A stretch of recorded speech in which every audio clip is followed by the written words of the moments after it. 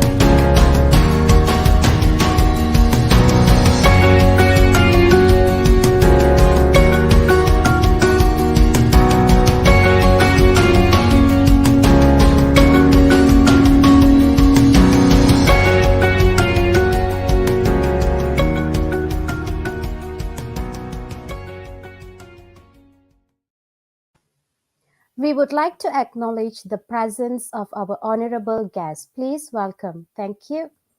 A very good morning and good day to our Honorable Professor Dato Dr. Ikram Shah bin Ismail, the Vice Chancellor of MAHSA University, Professor IR Dr. Abdul Aziz bin Abdul Samad, our Director of Research, Innovation and Enterprise of MAHSA University, and directors and our invited speakers, distinguished guests, presenters, ladies and gentlemen. My name is Priya and I'm from Center for Education and Language. It is my delight to be your MC for our conference this beautiful morning.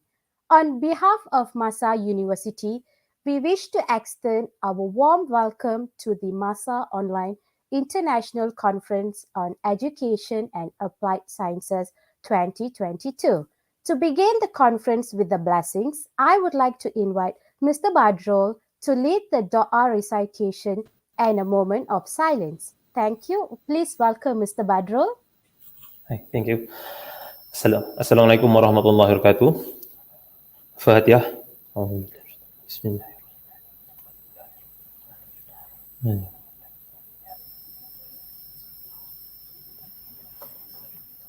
A'udzu billahi minasyaitonir rajim. Bismillahirrahmanirrahim. Alhamdulillahi rabbil alamin. Wassalatu wassalamu ala asyrafil mursalin wa ala alihi wa sahbihi ajma'in.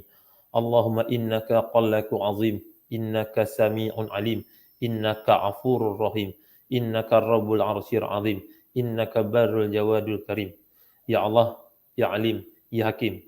In conjunction with the MAHSA International Conference this morning, we pray to you, Ya Allah, that this conference receive blessing, taufiq, hidayah, and inayah from you, from the beginning to the end. Ya Allah, Ya Fattah, Ya Halim, please bring us out of darkness of doubt and favor us with the light of comprehension and open to us the door of your mercy and unfold for us the treasure of knowledge by your mercy. Ya Allah, make our tongue full of remembrance and our heart with awe of you by your mercy, the most merciful of the merciful one. Allahumma ftah alayna hikmataka wa insyur alayna min qaza'ini rahmatika ya alhamar rahimin. Allahumma inna nas'aluka salamatan fid din wa afiyatan fi jasadin wa ziyadatan fil ilmi wa barakatan fi rizqi wa taubatan qabla al-maut wa rahmatan 'indal maut wa maghfiratan ba'dal maut. Allahumma hawin alayna fi sakaratil maut wa najanata minan nar wa hawahidal hisab. Rabbana atina fid dunya hasanah wa fil akhirati hasanah wa qina azaban nar. Wa sallallahu ala sayyidina Muhammad wa ala alihi wa sahbihi wa sallam. Walhamdulillahi rabbil alamin. Thank you, Mr. Badrul.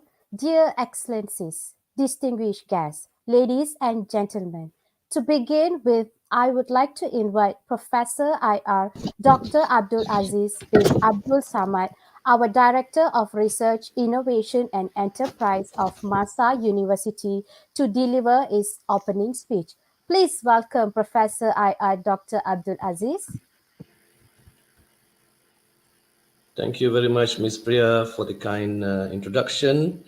And firstly, let me welcome all guests, keynote speakers, paper presenters, and participants to this conference. And I have to say that this is another milestone for MAHSA University when another international conference has been successfully organized. And this time it is organized by the Center for Pre-University Studies and Center for Education and Language. And the title of the conference, the name of the conference is MAHSA International Conference on Education and Applied Sciences, or in short, it's called MIEDAS 2022. And the conference theme is a very interesting theme, as I read here. The theme is empowering scientists and educators, new technological trends and modern approaches. Now, this is a very strong theme as prepared by the organizers, and it's very interesting how our keynote speakers and our paper presenters can address the issues of empowering our scientists and our educators towards new technological trends and modern approaches.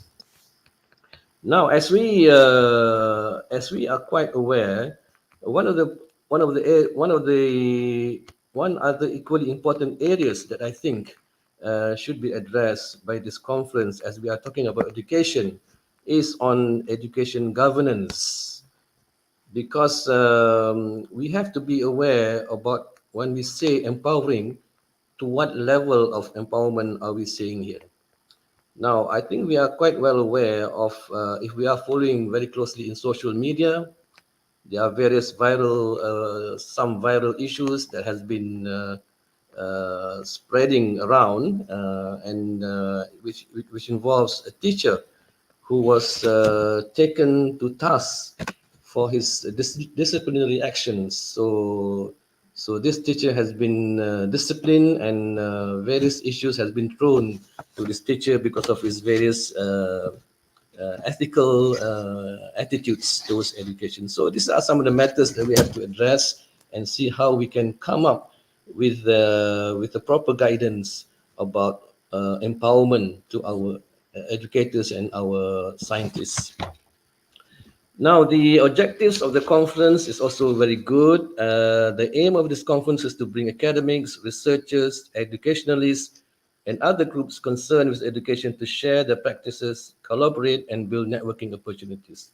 So I hope among the attendees for today's conference also includes our Ministry of Education, the education departments, the NGOs, and also the PIBGs from various schools, because they can, I'm sure, with their expertise, with their knowledge, they could share this whatever information that they have with the participants today.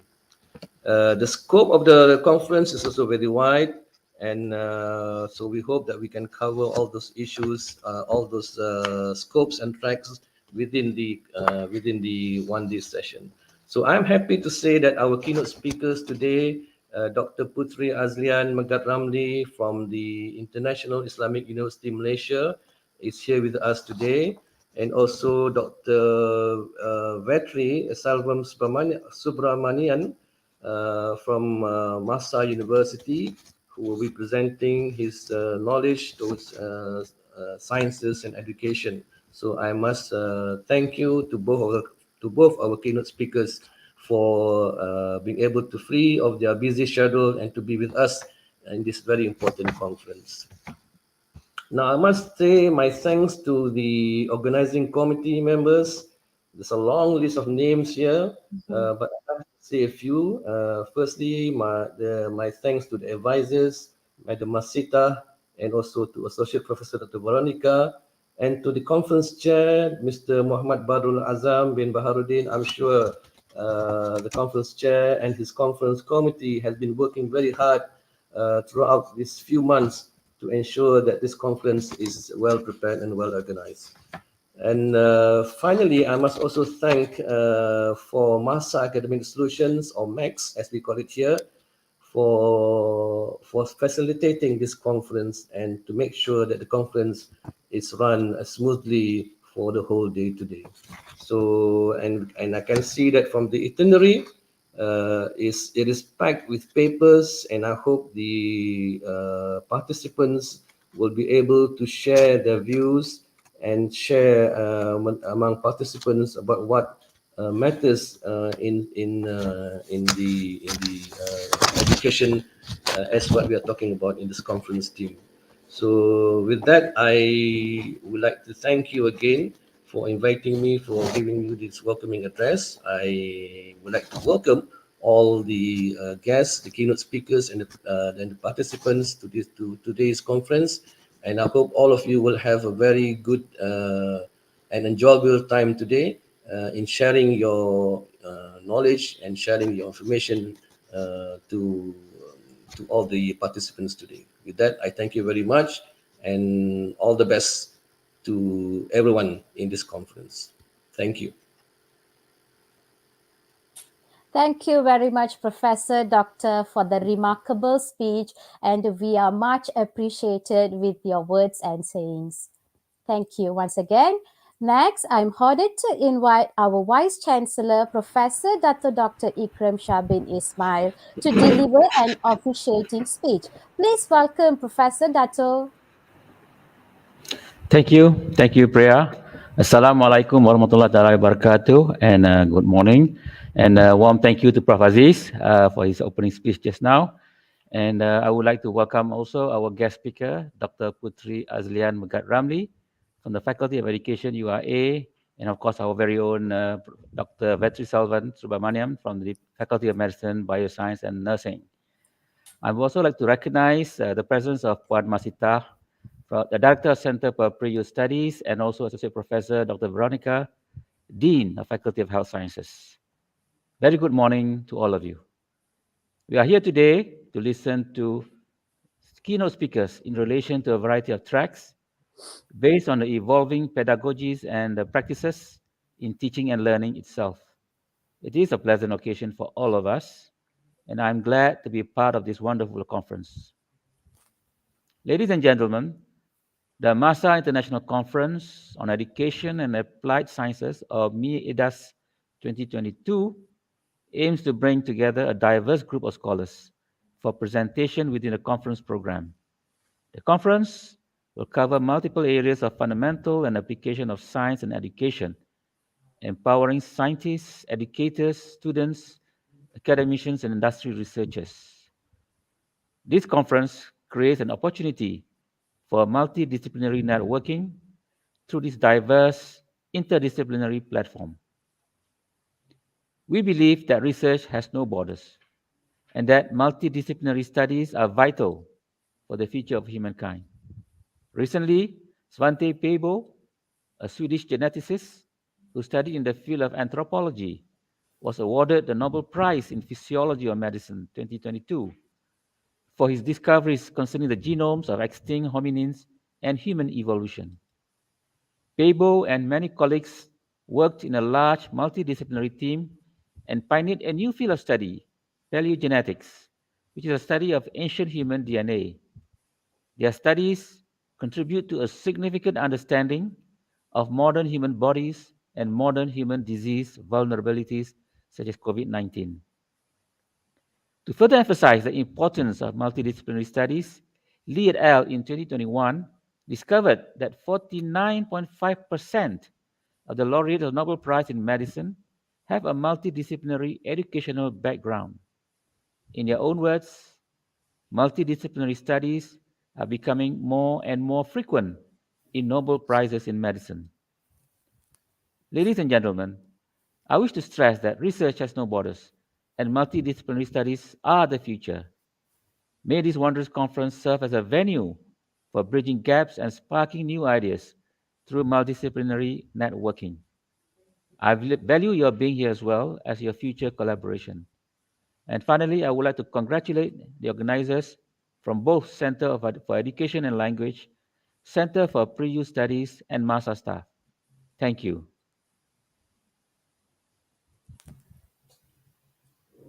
Thank you very much, Professor Dato, for a meaningful speech and officiating our conference. Thank you once again. So, dear ladies and gentlemen, next, we are honored to introduce our first keynote speaker, Dr. Putri Aslay Magat Ramley. She is an assistant professor in the Faculty of Education at International Islamic University, Malaysia. She has more than 20 years of teaching experience at various levels from diploma, degree, and postgraduate studies.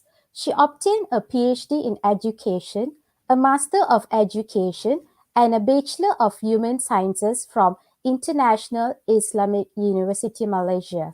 Currently, with International Islamic University, Malaysia, she served as a coordinator for the IIUM Center for Measurement, Evaluation, and Testing. Dr. Putri, who is also a certified HRDF trainer, is actively involved in various pieces of training for educators at schools and higher education institutions.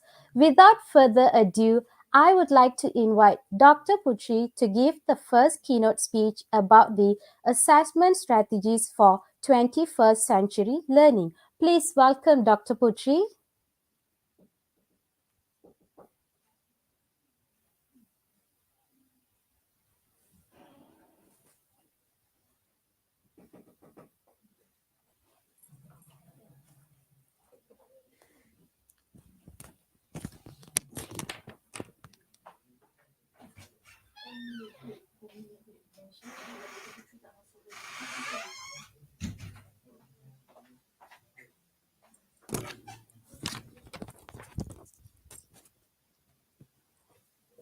Dear all, sorry for the inconvenience caused. We will go for a 10-minute break and we will start with the first keynote speech. Thank you.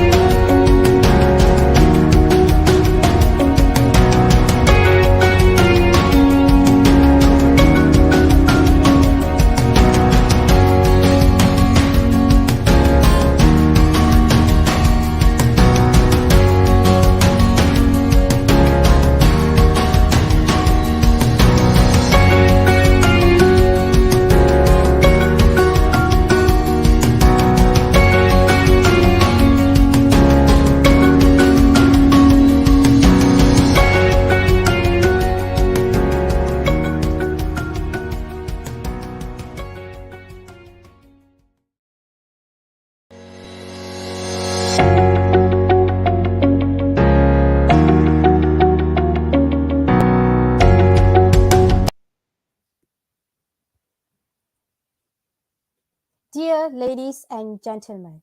Due to unforeseen circumstances, we are moving ahead to first oral presenter from the track of anthropology, language, education, and social science. Without further ado, we would like to welcome Mr. Badrul from Center for Education and Language with his title Perbandingan Sistem Pendidikan British dan Jepun di Tanah Melayu 1874 ke 1945. Please welcome Mr. Badrul. Hi, good morning, Priya. Okay. Good First of morning.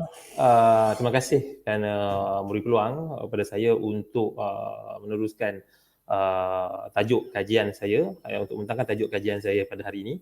Dan seperti yang sedia maklum, kajian yang dibuat oleh saya pada hari ini adalah berkenaan dengan sistem pendidikan, tetapi melibatkan dari aspek sejarah pendidikan negara. Okey, sekejap saya presentkan slide dulu. Okey, sebentar.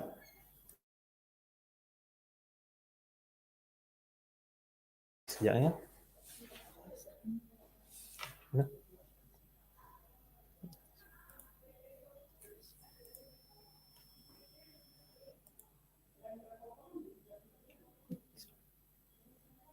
Yeah, already this one.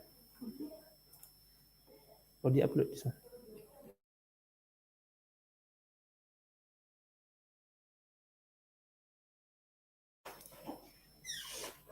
Okay, sebentar ya. Saya akan sharekan slide dulu berkenaan dengan tajuk kajian.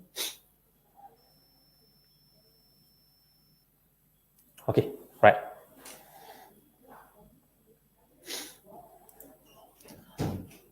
Okay, tajuk kajian yang akan dibentangkan adalah berkenaan dengan perbandingan sistem pendidikan British dan Jepun di Tanah Melayu. Okay, kajian yang dilakukan ini sebenarnya melibatkan dari aspek sejarah pendidikan dan sebagai pengenalan,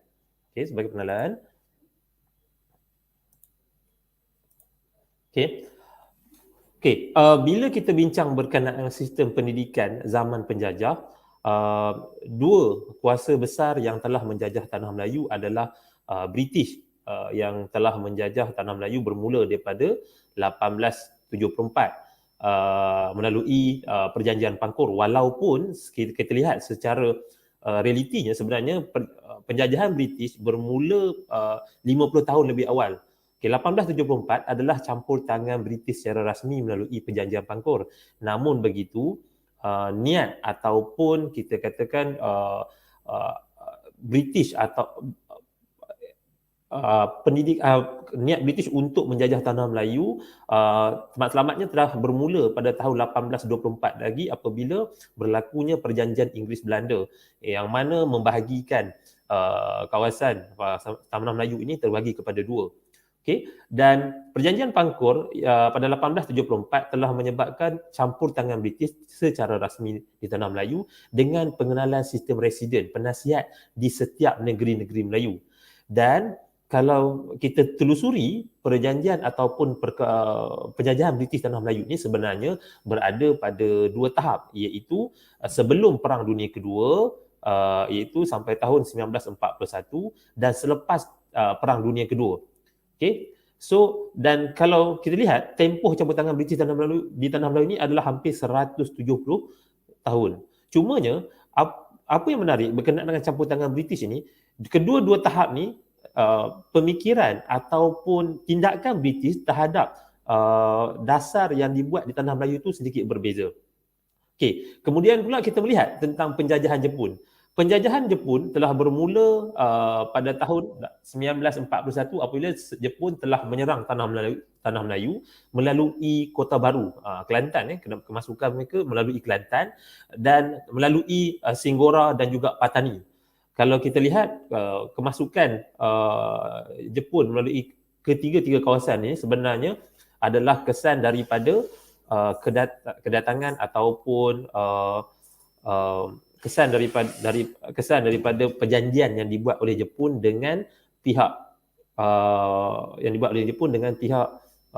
Thailand ataupun Thailand sekarang, kalau dulunya Siam lah. Sebab itu Siam membenarkan Jepun memasuki tanah Melayu melalui Singgora dan juga Petani. Dan Jepun berjaya menduduki tanah Melayu secara rasmi dalam tempoh sampai 1942. Jepun dah menduduki tanah Melayu. So kalau kita tengok peta ataupun pergerakan Jepun, kalau tengok pergerakan Jepun ni, dia nak masuk dari sebelah utara dan juga pantai timur. Walaupun kalau kita lihat penjajahan ataupun pusat pentadbiran British yang sebenar terletak di Singapura, tapi kemasukan dan penjajahan British berlaku ataupun berada di kawasan Singapura, tapi kemasukan Jepun tu berada asalnya daripada atas. So ini mungkin adalah taktikal. Tapi perbincangan kita pada hari ini lebih terurus kepada pendidikan. Okay, so objektif kajian. Kajian ini dilakukan untuk memperlihatkan perbezaan corak pendidikan yang wujud, kesan daripada polisi-polisi yang diperkenalkan oleh pihak penjajah. Dan objektif yang kedua adalah untuk melihat kesan perubahan dasar pendidikan terhadap pemikiran dan juga jati diri penduduk tempatan. Sebab dasar-dasar yang dibawa oleh penjajah ini berbeza. Walaupun kita tengok secara realitinya di akhir nanti penjajah mereka adalah sama untuk mengaut hasil bumi penduduk tempatan. Tetapi pendidikan itu dijadikan sebagai alat propaganda terpenting oleh pihak penjajah, sama ada British ataupun Jepun. Okey, persoalan kajiannya adalah untuk menganalisis sejauh mana dasar pendidikan yang diperkenalkan oleh pihak penjajah dapat merubah pemikiran masyarakat setempat.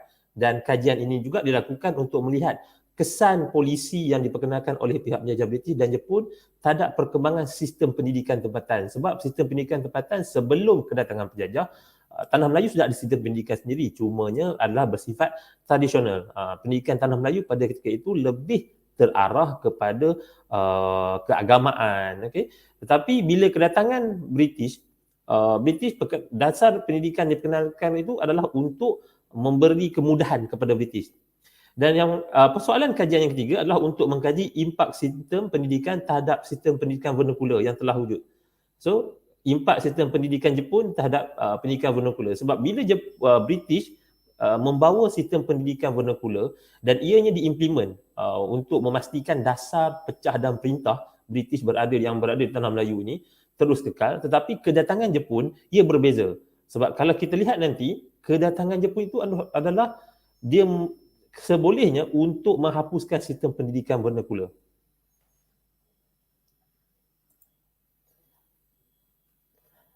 Okey, bagi menjalankan pendidikan ni, kaedah pendidikan secara umumnya, kaedah pendidikan yang dilakukan adalah melalui pendekatan sejarah, kaedah sejarah, iaitu melalui kronologi bertema, iaitu memperlihatkan perbandingan dengan lebih jelas dan tersusun.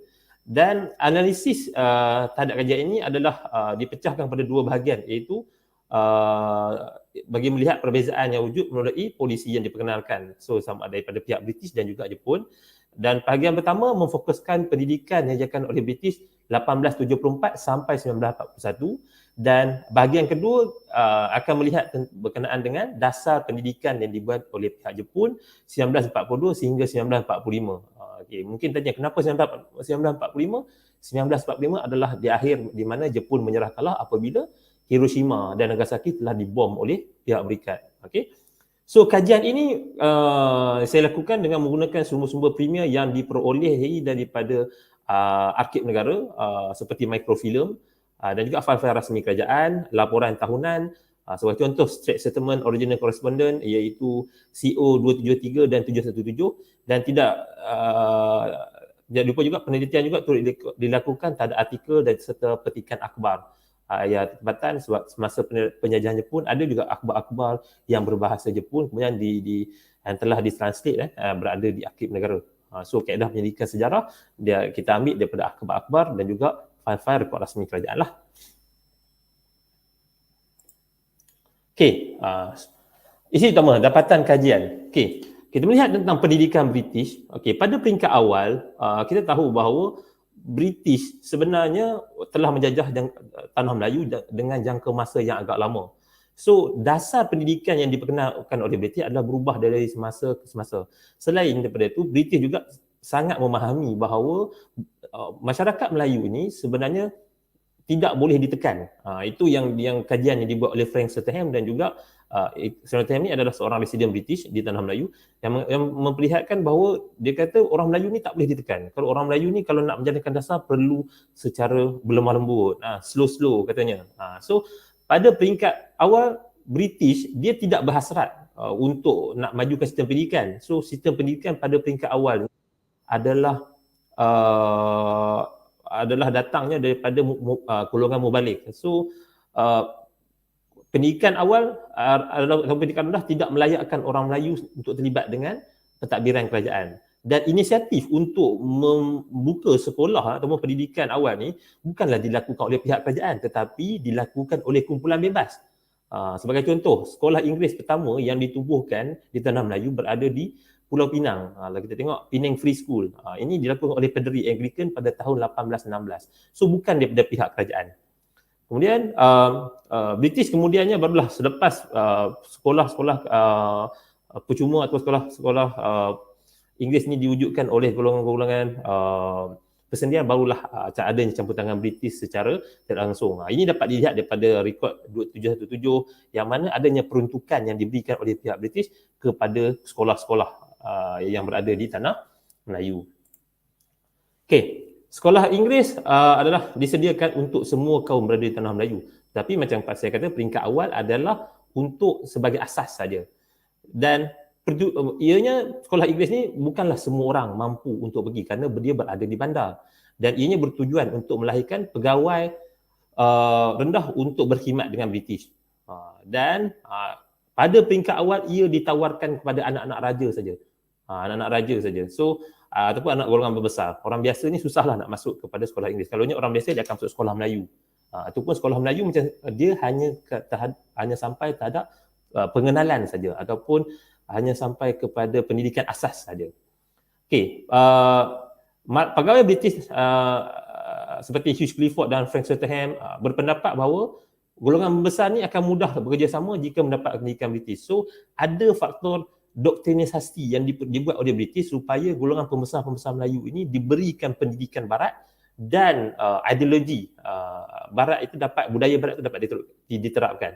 Perkara ini dapat dilihat sendiri dalam aspek apabila anak-anak pembesar dan sultan memangnya mereka ini akan bersekolah dalam sekolah-sekolah yang British lah. Okey. Ini sebagai contoh lah. Ini contohlah gambar kalau kita tengok Malay College Kuala Kangsar, Penang Free School. Okay. Alright. Okay. Kesan dasar pendidikan British. Okay. Okay, kesan dasar pendidikan. Sebelum kedatangan British, falsafah pendidikan tradisional lebih terarah kepada kerohanian dan juga moral. Tapi falsafah pendidikan British kemudiannya lebih terarah kepada untuk menjaga kepentingan mereka di tanah Melayu. So mereka ini menyediakan pendidikan, walaupun pendidikan itu disediakan contohnya sekolah-sekolah Melayu hanyalah untuk orang Melayu ini mewarisi pekerjaan oleh keluarga mereka sebagai petani dan nelayan. Okay. Kurikulum yang digunakan di sekolah-sekolah vernacular juga berbeza, takkan sama. Sebab itu yang dimahukan oleh pihak British. Okay, contohnya kalau sekolah Melayu ada teknik pertanian, pelajaran asas membaca dan menulis. Tapi kalau kurikulum sekolah Cina, vernacular Cina dia lebih maju. Kalau sekolah vernacular Tamil pula, kurikulumnya ia adalah lebih kepada kod buruh. Maksudnya nak menyediakan orang India tu supaya dapat bekerja di ladang-ladang. Okay, so sebab dia nak mengekalkan, pendidikan tu untuk mengekalkan setiap etnik tu dalam sistem pekerjaan yang telah ditetapkan oleh pihak British. Dan dasar yang diperkenalkan ini bertujuan untuk mewujudkan pengasingan kaum melalui dasar pecah dan perintah. Dan selain daripada itu, kewujudan sekolah Inggeris yang kemudiannya diwujudkan, yang diberi dana oleh British adalah untuk melahirkan sebilangan kecil lawyer servant ataupun untuk kemudahan pegawai British lah. Dan ini terbukti apabila British juga melahirkan golongan elitis Melayu yang daripada keluarga bangsawan yang diterapkan budaya dan pendidikan barat. sebagai contoh kehadiran daripada sekolah Malay College Kuala Kangsar, MCKK itu pada peringkat awal hanya dihaskan untuk anak-anak raja saja. Sebelum dalam tahun 1947 kemudiannya sekolah tersebut dibuka kepada orang tempatan apabila mendapat desakan. Okey.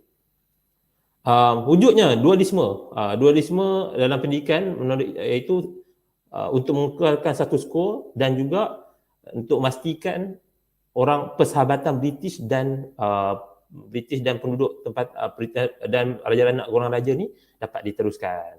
Ini antara kesan dasar pendidikan British lah. Manakala pendidikan di bawah Jepun pula, apabila Jepun datang, era Jepun ni dia berbeza. Sebab Jepun pendidikan dia tak nak pendidikan vernacular. Sebab dalam pendidikan Jepun dia menggunakan slogan Jepun sebagai penyelamat Asia. So ini dapat dilihat sendiri dalam satu siaran radio di Tokyo yang mengisytiharkan bahawa perjuangan mereka untuk melaksanakan doktrin Jepun itu, Haku Ichiu ataupun dikenali sebagai persaudaraan sejagat. Dan falsafah pendidikan Jepun itu melibatkan kepada dua aspek, iaitu membangunkan kemahiran vokasional dan juga membangunkan jati diri penduduk di tanah Melayu lah. Okey. Okey, 4 matlamat. Ini 4 matlamat utama dalam pendidikan Jepun. Dalam pendidikan Jepun, mereka ini sangat menekankan kesetiaan kepada Maharaja dan menjadikan bahasa Jepun ataupun Nippongo ni sebagai lingua franca di rantau Asia Tenggara. So sebab tu kalau kita dalam dasar pendidikan Jepun ni sebenarnya dia bawa doktrin dia bawa silibus daripada Jepun, tetapi salah satu masalahnya apabila kurangnya tenaga pengajar lah. Okey. So dia nak menyuburkan semangat seishin dalam kadang-kadang pendapatan. Semangat seishin ni semangat bekerja keras. Sebab tu kalau kita tengok sampai sekarang syarikat-syarikat Jepun, ada syarikat Jepun yang mana bila dia nak bekerja, dia akan minta untuk pekerja dia pagi-pagi bersenam dulu. Ini kalau kita tengok diterapkan. Salah satunya kita boleh lihat dalam syarikat Pro2 walaupun dimiliki orang Malaysia tetapi pegawai dia Jepun. Kalau kita tengok ada doktrin ataupun ideologi itu masih lagi dibawa. Okey. So pendidikan Jepun menekankan penghormatan yang tertinggi kepada Maharaja Jepun yang menjadi doktrinisasi kepada sistem pendidikan lah. Okey. Dasar pendidikan dibawa oleh dasar pendidikan yang dibawa oleh Jepun bertujuan untuk menghapuskan sistem pendidikan vernacular. Sebab di Jepun memang dia nak hapuskan. Sebab tu kalau tengok selepasnya Jepun dia sekolah vernacular tu masih lagi dibuka tapi silibus vernacular tu dihapuskan. Dia perkenalkan silibus Jepun lah yang dibawa masuk. Okey. Sekolah menengah Inggeris ataupun government school, English school ni dan sekolah pendidikan ditutup sebab Jepun sememang dia menyekat pemikiran dan budaya barat. Itu matlamat utama Jepun supaya budaya dan pemikiran barat itu dapat disekat. Okey. Sekolah tinggi ataupun kolej yang beroperasi turut ditutup lah. Kolej King Edward, Medical College dan juga Raffles College turut ditutup. Ini ada sebenarnya dulu, kalau dulunya King Edward Medical College ni Universiti Melaya lah sekarang di Singapura, so ditutup. Dan Jepun dia menghidupkan semula kolej ataupun kolej teknik, kolej pertanian di Sedang dan Kuan Kuranjo. Kuan Kuranjo ni sebagai pusat untuk pendoktrinan. Okey. Dan model pendidikan yang dibuat dari Jepun tidak dapat dilaksanakan sebenarnya sebab kita tengok Jepun ni dia hanya menjajah tanah Melayu 3 tahun 8 bulan. Dia berbeza dengan British yang menjajah lebih daripada 100 tahun. Dia membuat tu secara tergesa-gesa. Okey. Kesan lain yang kita dapat lihat adalah penutupan sekolah. Sebabnya banyak guru yang resign. Ada laporan daripada Jepun memperlihatkan banyak guru-guru yang berhenti kerja sebab skim tangga gaji yang sangat rendah pada zaman Jepun. So mereka ni balik kampung dan bercucuk tanam. Dan menyebabkan berlakunya penutupan sekolah-sekolah. Kalau sekolah awam contohnya pada 1943, 903 saja. Kalau pada tahun 1942 ada 1,200, so maksudnya lebih daripada 300 buah sekolah ditutup sebab tak ada tenaga pengajar. Okay, walaupun begitu, kalau corak pendidikan Jepun ni, kalau kita lihat dia sangat menekankan disiplin dan dia tak semacam pendidikan barat ataupun pendidikan British yang memberi kelebihan kepada elitis. Tak, pendidikan Jepun, golongan elitis ataupun anak-anak raja dilayan sama rata. Sampai ada satu petikan ataupun wawancara recorded yang daripada Arkib Negara menunjukkan bahawa ada seorang anak raja daripada Perak tak mampu untuk kemas. Dia tak mampu untuk lakukan kerja yang diarahkan oleh Jepun, terpaksa ditolong oleh anak-anak orang biasa ni dalam sekolah Jepun tu. Okay? So, dia tidak terkecuali kepada golongan besar ataupun anak raja. So, layanan ni lebih kepada sama rata lah. So, kesimpulannya, sistem pendidikan yang diperkenalkan oleh penjajah ataupun Jepun sememangnya mereka ni punya agenda atau agenda sendiri. Dan fokus utama sebenarnya bukanlah untuk memajukan masyarakat tempatan. Sekitar ni kita lihat pendidikan yang dibuat oleh British sebenarnya untuk diwujudkan golongan servant, tapi pendidikan yang dibuat oleh Jepun pula katanya untuk menghapuskan pendidikan vernacular, tetapi sebenarnya dia nak orang Melayu dan orang tempatan ni nak menyelesaikan masalah kekurangan makanan. So sebab tu dia buat sekolah pertanian semua, sebab dia nak selindungkan masalah tersebut. So pendidikan yang sepatutnya menjadi satu alat untuk membasmi kemiskinan, tapi dijadikan alat propaganda oleh pihak Jepun dan British. Di akhirnya adalah sama. Jepun yang pada peringkat akhir, yang peringkat awal dianggap perjalanan Asia dilihat sebagai retorik. Sebab apa? Polisi yang diperkenalkan hanyalah untuk bersifat pendoktrinan ke arah penjepunan dengan meletakkan session tu. Okay? Session tu. Dan perkara ini memperlihatkan polisi yang digunakan tidak merubah keadaan guna tenaga tempatan secara total. Keadaan guna tenaga, keadaan tempatan, pemikiran masyarakat berubah, tetapi dari segi guna tenaga pekerjaan tidak berkembang. Dan masyarakat tanah Melayu akhirnya masih lagi terikat kepada sektor ekonomi yang berasaskan ataupun berdasarkan kaum yang diamalkan sebelumnya. Sebab tu bila British datang, keadaan taklah berubah. Cuma pemikiran selepas kedatangan British, pemikiran penduduk tempatan sedikit berubah. Sebab orang penduduk tempatan ni dah berfikir, tak ada British pun boleh hidup. Tak ada British pun boleh belajar, boleh bekerja. Sebab penerapan jati diri ataupun semangat kerja keras yang diterapkan oleh Jepun itu sendiri. Okey, saya rasa sekat dulu itu untuk ini adalah sumber-sumber yang digunakanlah file rasmi dan juga dokumen yang telah diterbitkan. Okey. Boleh bukakan soalan? Thank you, Mr. Badrul, for your knowledgeable presentation. All right. For your information, there are some questions from our beloved audience. Let me read the question for you. Okay, there is the first question which was posted by Miss Nadia Ashim Radzi. So the question sounds, apakah kesan positif sistem pendidikan British atau Jepun yang boleh diaplikasikan pada pendidikan masa kini? Okay, Sorry, Mr. Badrul, do you want me to repeat the question? Boleh je. Apakah kesan positif sistem pendidikan British and Jepun yang boleh diaplikasikan pada pendidikan masa kini? Okey, dari segi kita tengok daripada British kalau sistem pendidikan diperkenalkan sememangnya digunakan pendidikan vernacular, tetapi pendidikan yang dibuat oleh British itu dia masih lagi kalau dulunya orang Melayu pendidikan tradisional hanya berdasarkan keagamaan saja. Tapi pendidikan yang dibuat oleh British ni lebih bersistem walaupun dia hanya mengajar perkara-perkara asas. Dan ini kemahiran membaca, menulis dan mengira ni sebenarnya sangat penting, bukanlah digunakan untuk dahulu saja. Sampailah kita tengok kita dah merdeka pun kemahiran membaca, menulis dan mengira tu masih lagi dipentingkan oleh pihak kerajaan. Manakala Jepun juga, dasar pendidikan yang dibuat oleh Jepun ni, antara perkara yang menarik diterapkan oleh Jepun adalah session. Kalau kita tengok session tu adalah dia diterapkan supaya bekerja keras. Maksudnya dekat sini, apa-apa yang dilakukan perlu ada semangat kerja keras. Dan dasar yang dibuat oleh Jepun tersebut menyebabkan sebilangan, sebab kita ada tengok satu rakaman daripada pelajar-pelajar yang pernah bersekolah Jepun, dia ada rakaman dia, golongan-golongan ada temu bual daripada pihak arkib. Apa yang dilihat, dia meletakkan jati diri supaya mereka tak mudah mengalah, sebab Jepun cara pendidikannya agak keras. Dia keras, dia ada yang ditampar, ada yang disepak terajang. Itu benda yang dibuat dalam dasar pendidikan Jepun. Tetapi di akhirnya bila ada pelajar nak berhenti, Jepun akan datang. Dia kata kalau you awak boleh berusaha, kita akan bagi lebih kepada awak. Asalkan awak nak berusaha. Sebab tu kalau kita tengok dasar Jepun ni, dia memang menerapkan supaya kerja keras. Itu bukan saja dasar yang dibuat di Jepun tu, bukan saja tengok sang pun. Kalau kita tengoklah, kita ambil lah contohlah apa yang dibuat oleh orang Jepun. Kita ambil kartun lah, kita tengok kalau nak cerita kartun kan.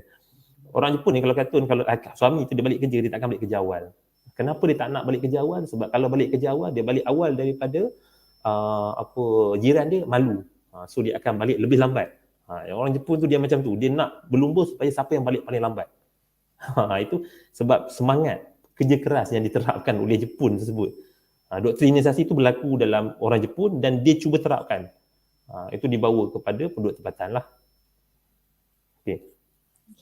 Thank you, Mr. Badrul, for answering our audience question, as well as thank you, Ms. Nadia, for your question. Okay. Thank you, Mr. Badrul. Ladies and gentlemen, next we are honored to introduce our first keynote speaker, Dr. Putri Aslay Magat Ramley. She is an assistant professor in the Faculty of Education at International Islamic University, Malaysia. She has more than 20 years of teaching experience at various levels from diploma, degree, and postgraduate studies. She obtained a PhD in education, a Master of Education, and a Bachelor of Human Sciences from International Islamic University, Malaysia.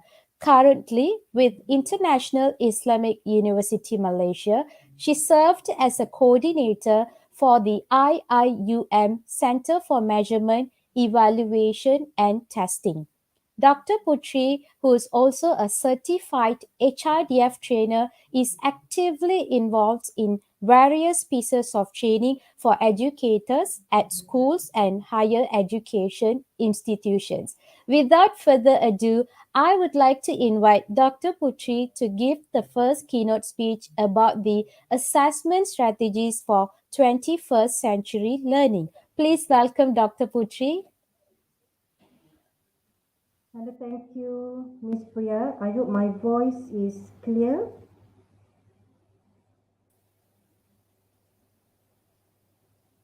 Okay, is my voice clear? Very clear. Okay. All right. Okay, so let me share my slides first.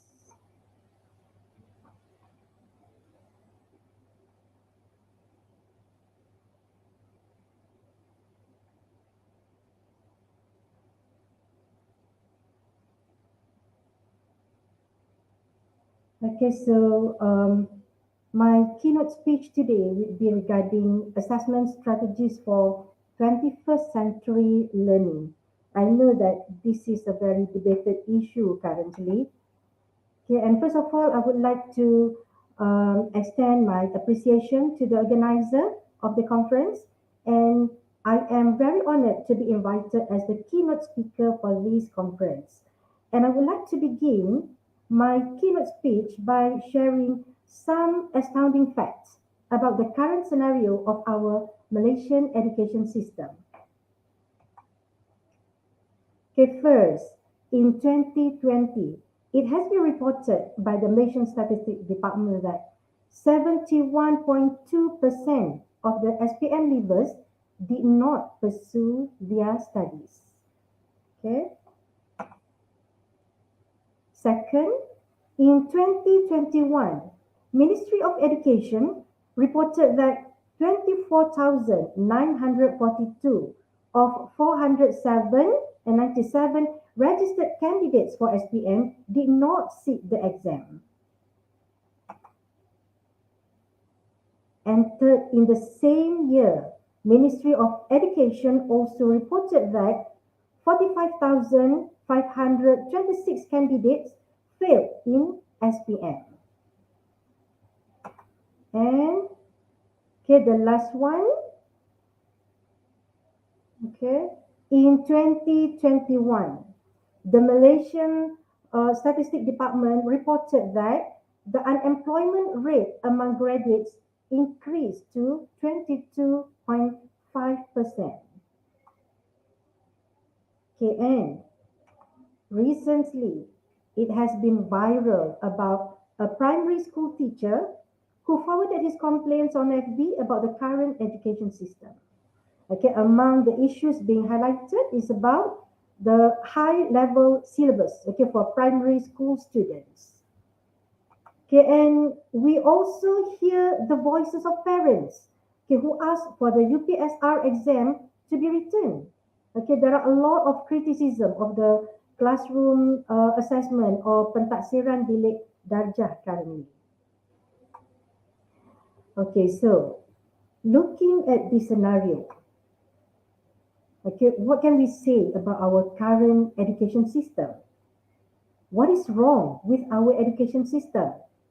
Okay, and what should we learn from these facts? How well is our existing education system? Okay, try to think, why did those SPM leavers refuse to pursue their studies to a higher level? Why many of those who have registered for SPM did not sit for the exam? Okay, are they afraid of exams? Is it because of the MCO and online learning that made them feel unprepared for the exam? Okay, what happened during the MCO? If we look back, actually we are aware of the financial difficulties faced by our people at large. Okay, many have lost their job, okay, and to survive, people just do whatever they can. Okay, all the family members need to contribute to their living, okay, including the young ones. Okay, as young as 16 years old, because let's say they can ride motorcycle, then they work in delivery service. Okay, those who have a driving license, then they work in the e-hailing sector. Okay, in the era of the gig economy, everyone has many opportunities to venture into business and become their own bosses. Doesn't that sound so attractive for the younger generation to work in delivery and e-hailing service? Okay, and in this gig economy era, we can be the boss for ourselves, okay, and don't need to work with others. So it seems like an academic credential is no longer important for occupation. So why bother to take SPM? And furthermore, looking at the unemployment rate, okay, which is getting increased, and even though the fresh grads are able to secure a job, but still the salary is low. Okay, so some of them feel like they may get a higher income by doing the delivery or e-hailing service. So why bother to pursue study after SPM? And so this is what's happening in our country nowadays. Okay. So the question is that, have we done the right thing for our future of the future of our children? Okay.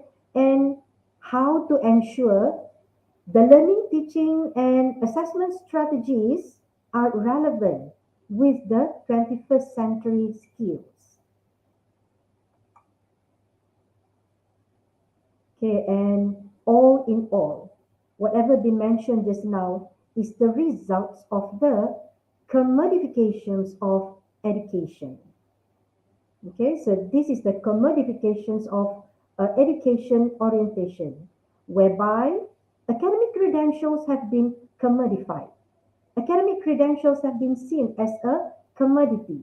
Okay, obtaining degree qualification gets you a better job, okay, and a better income.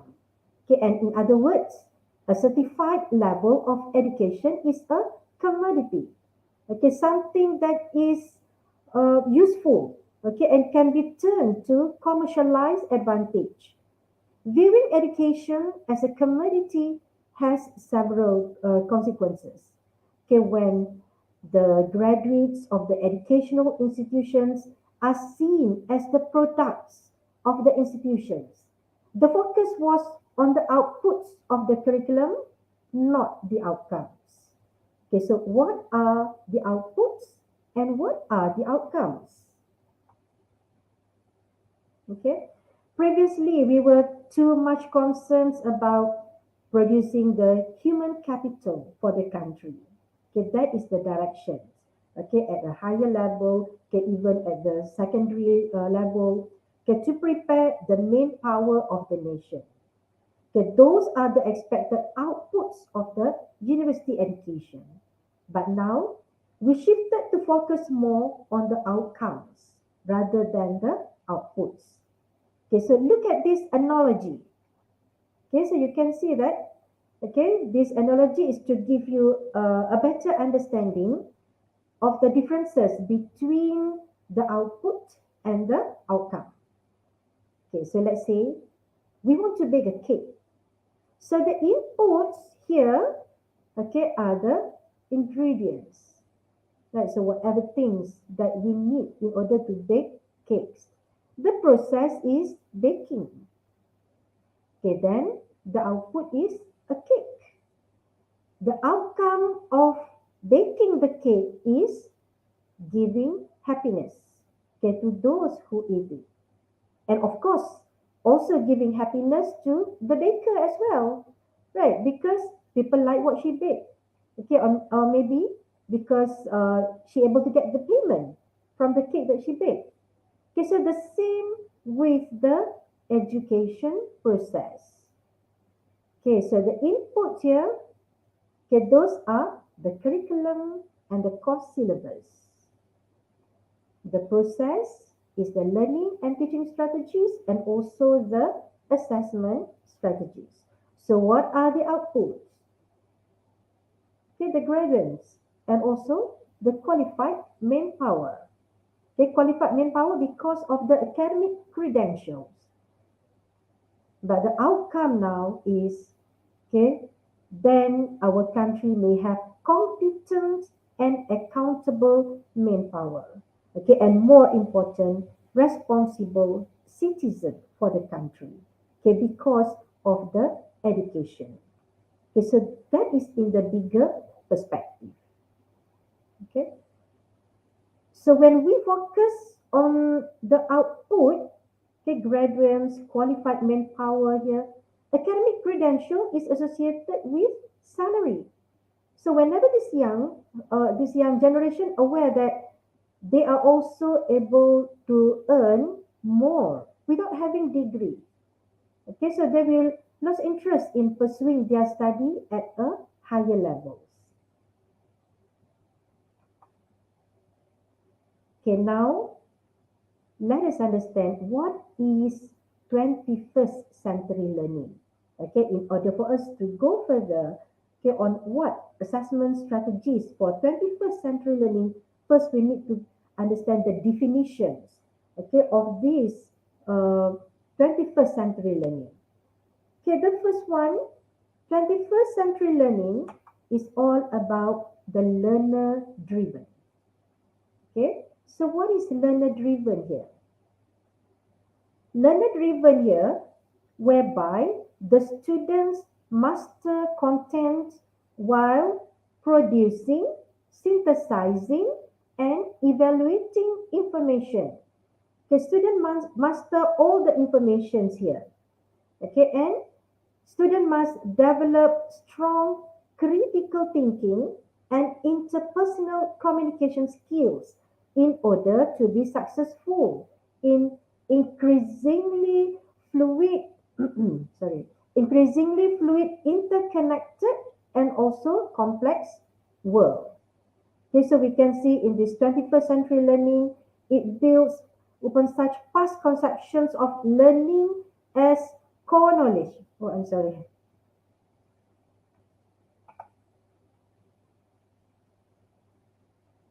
Okay. Okay, so you can see here. Okay, so it is no longer it is no longer enough to know things. Okay, in this 21st century. Okay, whereby the 21st century learner, as you can see here, is a self-directed learner, okay, an innovator, a financially, economically literate, informations and media literate, okay, globally aware, a communicator, a problem solver, civically engaged, a collaborator, and a critical thinker. So it is not only know about the contents of the subjects that they learn, but it is beyond that. Okay.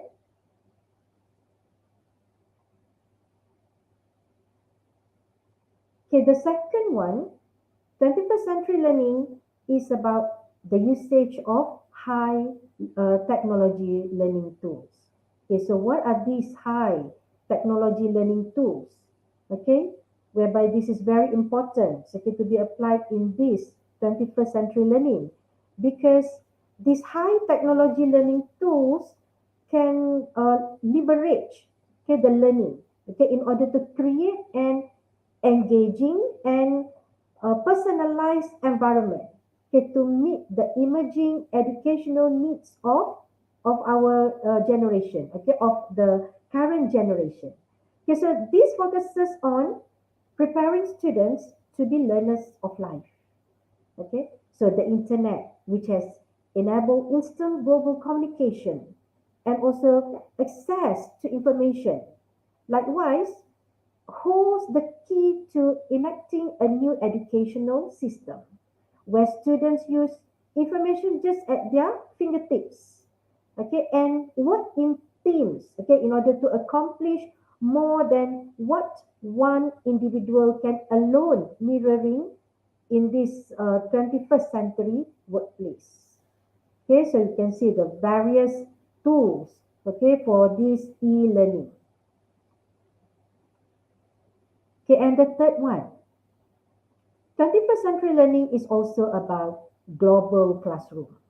Okay, students in the 21st century learning, okay, uh, they learn in a global classroom. Okay, so it is not necessarily within the four walls. Okay, they are more inclined to find information by accessing the internet, okay, through cell phones, computers, or chatting with friends on a social networking site. And similarly, many teachers are monitoring, okay, and issuing assignments via the virtual classroom. Okay, so this is what been doing by us, the educators nowadays, okay, especially after the MCO. And 21st century learning is also about the philosophical inquiry skills. Okay, so what are these philosophical inquiry skills in 21st century learning?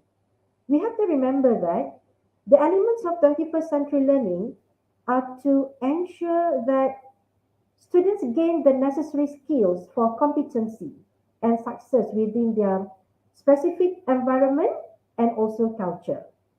Okay, the study of philosophy improves one capacities to think critically and creatively, to appreciate the complexity, to feel comfortable with diversity and disagreement, okay, and to work cooperatively and collaboratively with others, okay, to communicate effectively both in writing and also in orally, okay, to read with understanding complicated and complex material, and also to solve problems.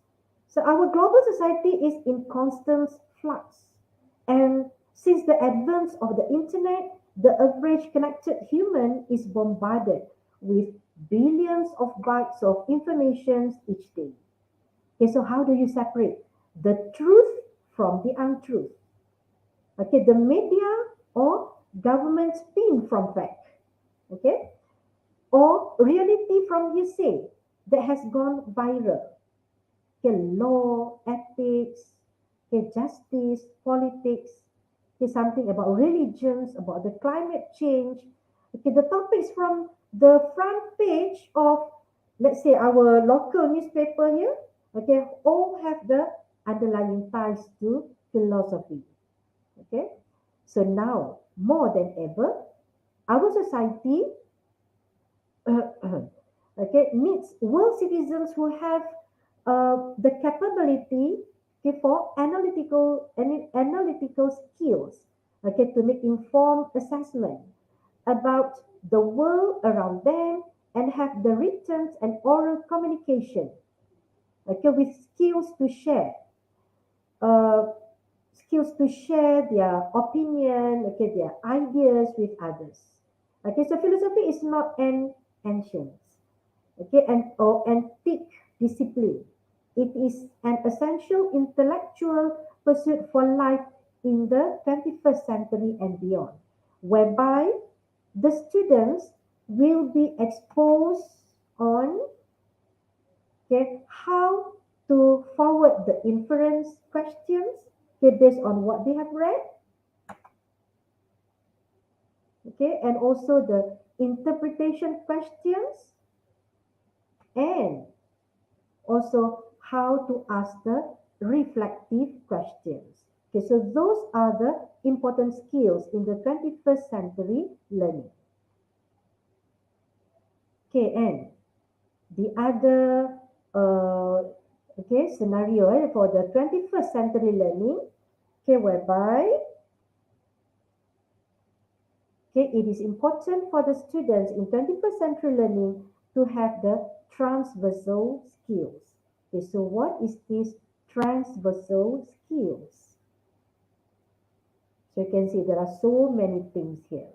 Okay, collaborative problem solving, learning to learn, digital competencies, initiative and independent thinking, resilience, adaptability, cultural awareness, and expression. Okay, so transversal skills are skills that can be used in a wide variety of situations, okay, in life and also in work. Okay, the term transversal refers to the way these skills cut across different tasks and job roles. Okay, as UNESCO defined transversal skill as skills that are typically considered as not specifically related to a particular job, task, academic discipline, or area of knowledge. Okay, and that can be used in a wide variety of situations and work settings. Okay, for example, at any organizational skills. Okay, and these skills might also be called as soft skills or transferable skills. Okay, because they are not specific to a particular sector or job role.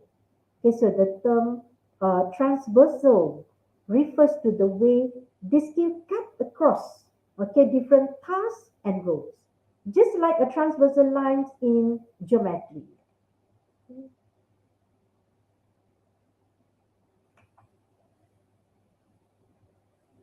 Okay, so when we have understood about the transversal skills, now let us focus on more broader picture, okay, about the knowledge domains, okay, for the 21st century students. Okay, there are three knowledge domains for the 21st century students. Okay, whereby, okay, the first one is the foundation knowledge. So this is about to know. Okay, to know here is in okay, in terms of digital ICT literacy, core contents knowledge, cross-disciplinary knowledge. Okay, and the second one is meta knowledge. Okay, oh sorry, the second one is the humanistic knowledge, okay, which is to value, okay, with regard to life and job skills, okay, ethical or emotional awareness, cultural competence, and the third one is meta knowledge. Okay, so when you understand the value, then you know what to act. Okay, so this is meta knowledge, okay, which involve the creativity and innovations, okay, problem solving and critical thinking, and also communication and collaboration. Okay, so as we can see here, this education system is preparing students for all the challenges that await them in the real world. Okay, so as to have a successful career and life. Okay, so in order to achieve this goal, students need to learn the skills of the 21st century. And in order to ensure students are ultimately equipped with career readiness, learning has been elevated to a higher level. Okay, with focus on content knowledge, social studies, okay, technological skills, and also the future ready school, which is based on the programs of this 21st century learning. Okay, so in overall, as we can see here, the goal is the acquisitions of skills that will enable students to be ready for the challenges of the modern society. Okay, and this way we prepare them for jobs, okay, of the future, which maybe still do not exist now. Okay, so whatever kind of job, they are well prepared, okay, with the essential skills or essential competences. Okay, and in order for students to be competitive in today's world, where work conditions are dictated by the global economy, they need to develop the skills of 4Cs. Okay, so let's see.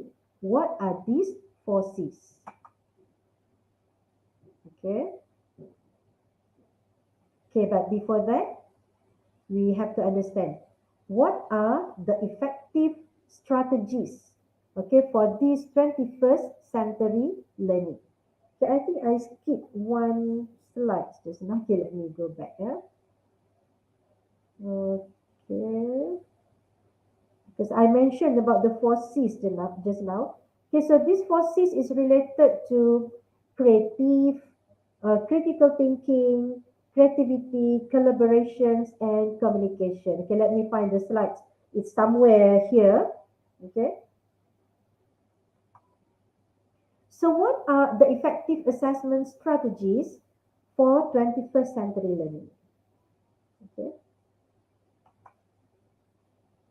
Okay, so the assessments are linked to the key competences and the transversal skills, okay, that I have mentioned just now. And what are these 4Cs that I mentioned? Okay, so these are the 4Cs of education for the 21st century learning. The first one is communication. The second one is collaboration. The third one is critical thinking, and the fourth one is creativity. Okay, so they are the foundations of modern education, which is why a special focus is placed on the 4Cs. Okay, and if you understand the elements of these 4Cs, it is they are also life skills, okay, applicable in whatever area that you venture in, okay, as they can be applied in every segment of one's social life.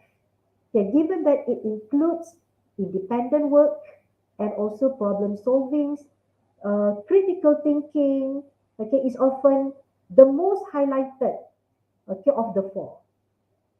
Okay, it is particularly valued by the employers, okay, as they appreciate experts who are able to innovate and come up with new solutions. Okay, and the segments that comprise the 4C educations also affect college and career readiness, okay, which is why educators have a great responsibility to convey these skills in the right way. Okay, so what are the use of the technology in classroom assessment? Okay, so new technologies have indeed opened opportunities to provide assessment formats that can help to comprehensively capture the complex key competences, okay, the 4Cs of education. The increasing use of ICT in learning and teaching implies new models of assessment. Okay, the technology significantly facilitates the use of formative assessments because it allows immediate feedback for both learners and teachers and ensures the learners' participation. And in turn, this can enhance better targeted teaching and engaged learning.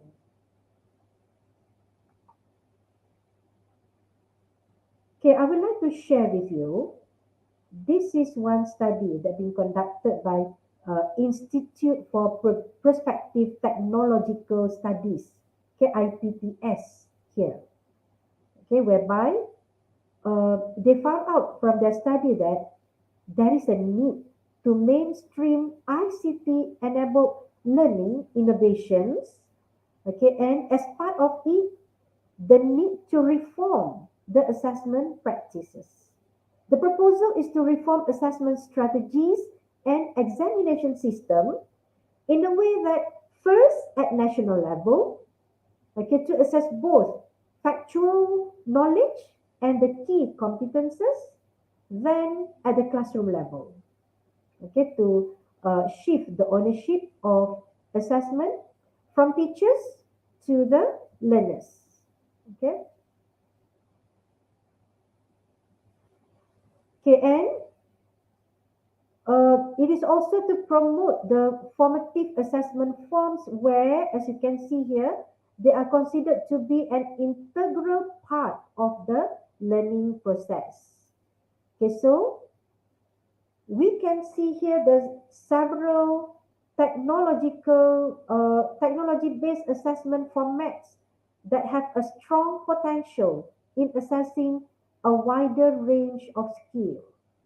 Okay, so computer-based assessment, or often referred as e-assessment, offers solutions to enhance the potential of assessment for learning.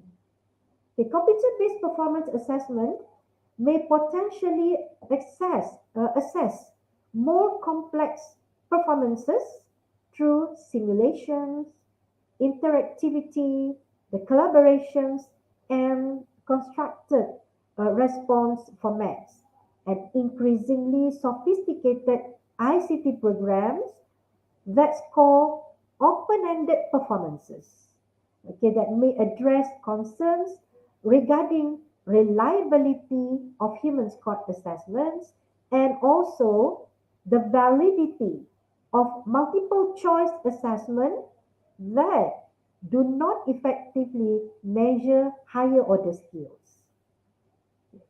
Based on what I presented on this slide, as you can see, there are 4 generations of the e-assessment strategies. Okay, so let us go one by one here. Generation 1, okay, mostly computerized testing, which helps administer standardized tests and in this way reduces the teacher's workload. Okay, so that is the usage of the computerized testing. Okay, and then for generation 2, it is not only computerized testing, but computerized adaptive testing. Okay, that helps adjust the difficulty of tests to learner abilities. Okay, and generation 3, continuous measurement, which allows test performance multiple times. Okay, and in this way integrates assessment practices into pedagogic activities. Okay, and the last one, as you can see here, the generation 4. Okay, so this one is the intelligent measurements, okay, or automated scoring. Okay, automated scoring that produce the inferences. Okay, intelligent measurements encompasses several functions such as scoring complex responses, generating interpretations based on individual profiles, okay, and providing advice during continuous measurement in order to optimize learner and assessor progress. And the first 2 generations okay, have been widely integrated in classroom assessment. Okay, I believe that all teachers already adopted, okay, this kind of assessment strategies, okay, by referring to this generation one and generation two. However, the main challenge now lies in the making transition to the later two, okay, the era of embedded assessment. When it comes to generation four, generation three, and generation four, it is more towards the embedded assessment, which is based on the learning analytics. Okay, for example, the interpretations of data about students' proficiency. Okay, in order to assess academic progress. Okay, and to predict the future performance and tailor education to individual students. Okay, and as you can see here, based on this IPTS reconceptualization, the second and third generation, okay, in the middle here, the second and third generation e-assessment marks a cultural shift from efficient testing, okay, efficient testing, which is based on the computer-based assessment, to personalized learning, okay, which is now on embedded assessment. Okay, embedded assessment helps to merge the formative and summative assessment within the learning process. Okay, because here we can see it allows for the continuous monitoring, okay, and guidance of learners via the digital environment. And we can see as well in the third generations, in the third assessment generation here, the measurements enable testing performance multiple times and focus on personalized learning. Okay, and at classroom level, this is in line with the assessment for learning approach, which encompasses the two main purposes. Okay, the first one, okay, to provide the appropriate and timely feedback for students. Okay, and the second one, to provide personalized learning. Okay, and the third generation here, okay, the third generation e-assessment could include, okay, these following. Okay, so you can see the online collaboration platforms, the e-portfolios, the game-based assessment. Okay, now gamification, okay, is very much famous, right? Okay, and I believe that, okay, many lecturers now are also learning how to gamify, okay, their contents. Okay, and then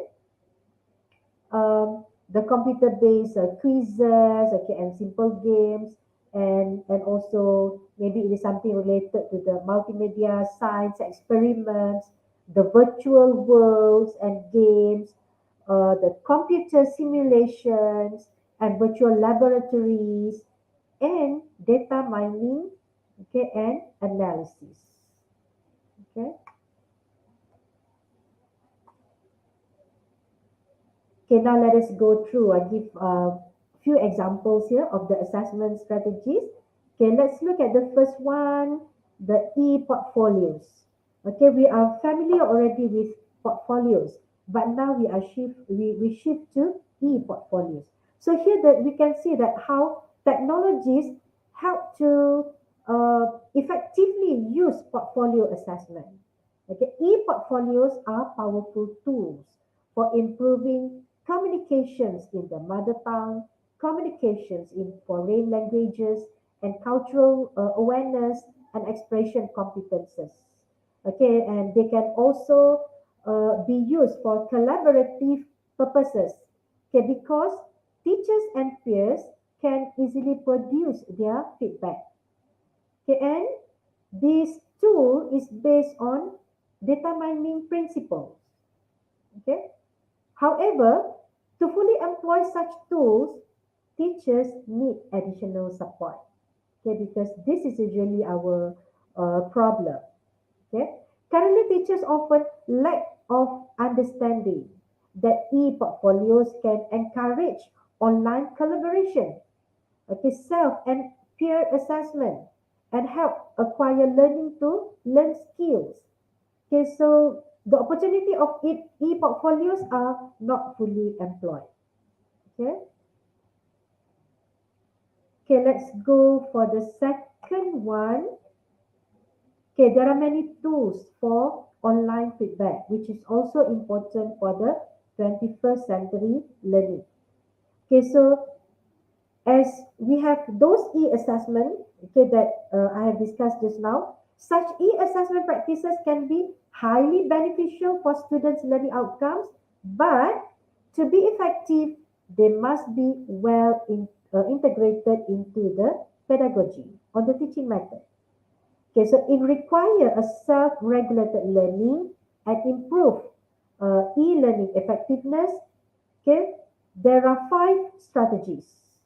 Okay, so the first one is, okay, to add new notes, stating confidence, reading peer answer notes, okay, recommending peer answer notes, okay, and querying peers' recommendations on personal answer notes. And there are various platforms, either in Google Classroom, okay, in Moodle, so let's say in Microsoft Teams, okay, and even Padlet, we have Pathbright, okay, and also Blur that we can use in order to serve all these strategies. Okay, so these toolkits provide students the real-time formative feedback on their writing. Okay, so this is what the students like most. And feedback is an essential component for assessment of learning practices. Although employing various ICT tools in assessment practices has high potential, they should be used critically by assessing their actual effectiveness on enhancing skills. The use of, okay, for example, the use of tablets in mathematics classroom. Okay, so it can help improve mathematical skills and also some transversal skills such as problem solving or self-reflection. Okay, so application should not only reach with that mathematical dimension, but tasks in the apps require complex problem solving and reflection skills.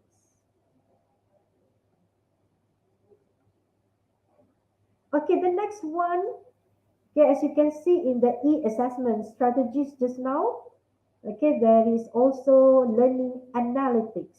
Okay, so what is learning analytics?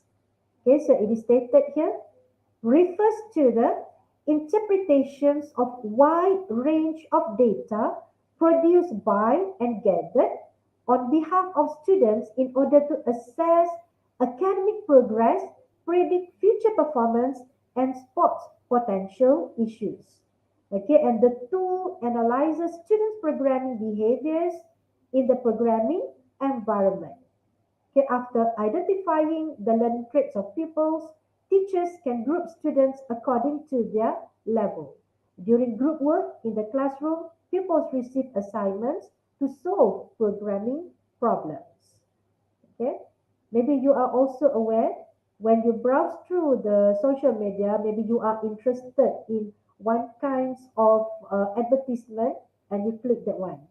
Okay, and the day later on you can see that there are so many kinds of advertisement appeared, okay, in your social media. Okay, so this is also part of the learning analytics. Okay, so put simply, learning analytics here is primarily focused on collecting and harnessing students' learning progress data to optimize the learning outcomes. Okay, and this includes understanding the time each student spends on coursework and determining a student's progress over time. Okay. All right, the next one is the game-based assessment. Okay, so I believe that many lecturers, many educators out there now attending training workshops, okay, in order to do these gamifications, okay, of your teaching strategies and everything, right? So game-based assessment here is another assessment method that could be linked to both third and also fourth generation assessment. Okay, so there is growing interest in game-based assessment since it continues to demonstrate its effectiveness for learning for students of all ages. Okay, and the greatest potential of games for learning lies in their ability to foster collaboration, okay, problem solving, and also their procedural thinking. Okay, and game-based learning can also foster complex and creativity skills. Okay, and game-based assessment tools integrated into the virtual environment that are being developed.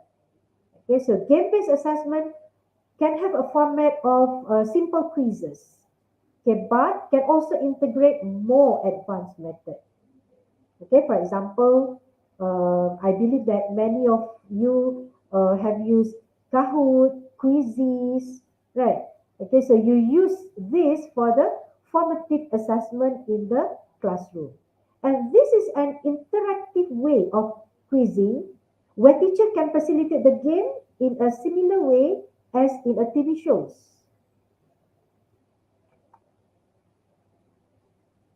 Okay, and the other one is the augmented reality assessment, the AR assessment. Okay, there is also increased interest in augmented reality. Okay, virtual worlds and immersive games. Okay, to assess the 21st century skills. Okay, 21st century learners. Augmented reality complements physical reality by virtual realities. The method has the potential to supplement information delivered through computers, through the mobile devices, okay, through a video or also the printed book. Okay, and we can see that there are many examples of how this AR, okay, can be applied across different disciplines. Okay, for example, I put here in chemistry. Okay, students can use handheld devices to explore a physical space to uncover clues and receive data data related to a simulated environmental disaster detailed in a game-based scenario using the AR simulations. Okay, not just that. Okay, so let's say in geography, students can study an augmented globe in a textbook. Okay, so not only just see the globe in one dimensions, but they can see, okay, the globe, okay, in 3D. Okay, in history, images can be viewed when, let's say, they visit particular locations. Okay, meaningful integrations of ICT tools into assessment practices are often linked to their interactions with physical objects. Okay, and also the various environments, okay, the peers and digital informations. So interactive activities can be monitored and automatically assessed by using the mobile devices. Okay.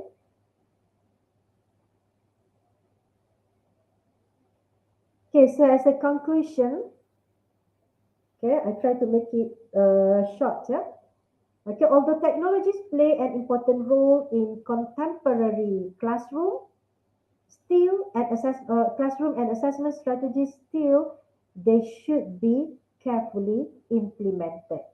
Okay, implemented here, okay, whereby they need to look at the 4 C's of education, okay, which is based on the communications, collaborations, and critical thinking and the creativity. Okay, and using technologies for formative purposes should be accompanied by effective feedback and, if possible, scaffolding mechanisms. Okay, so meaning that the role of the educators is still very much important.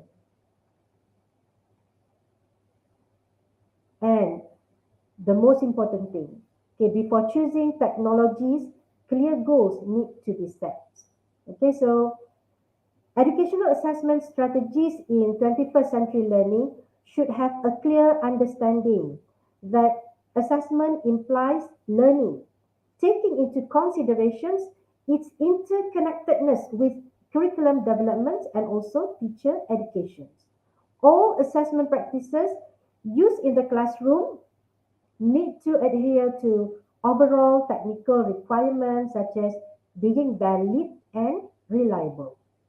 Okay? And the competences that need to be assessed should be clearly defined. Sorry, let me drink forward.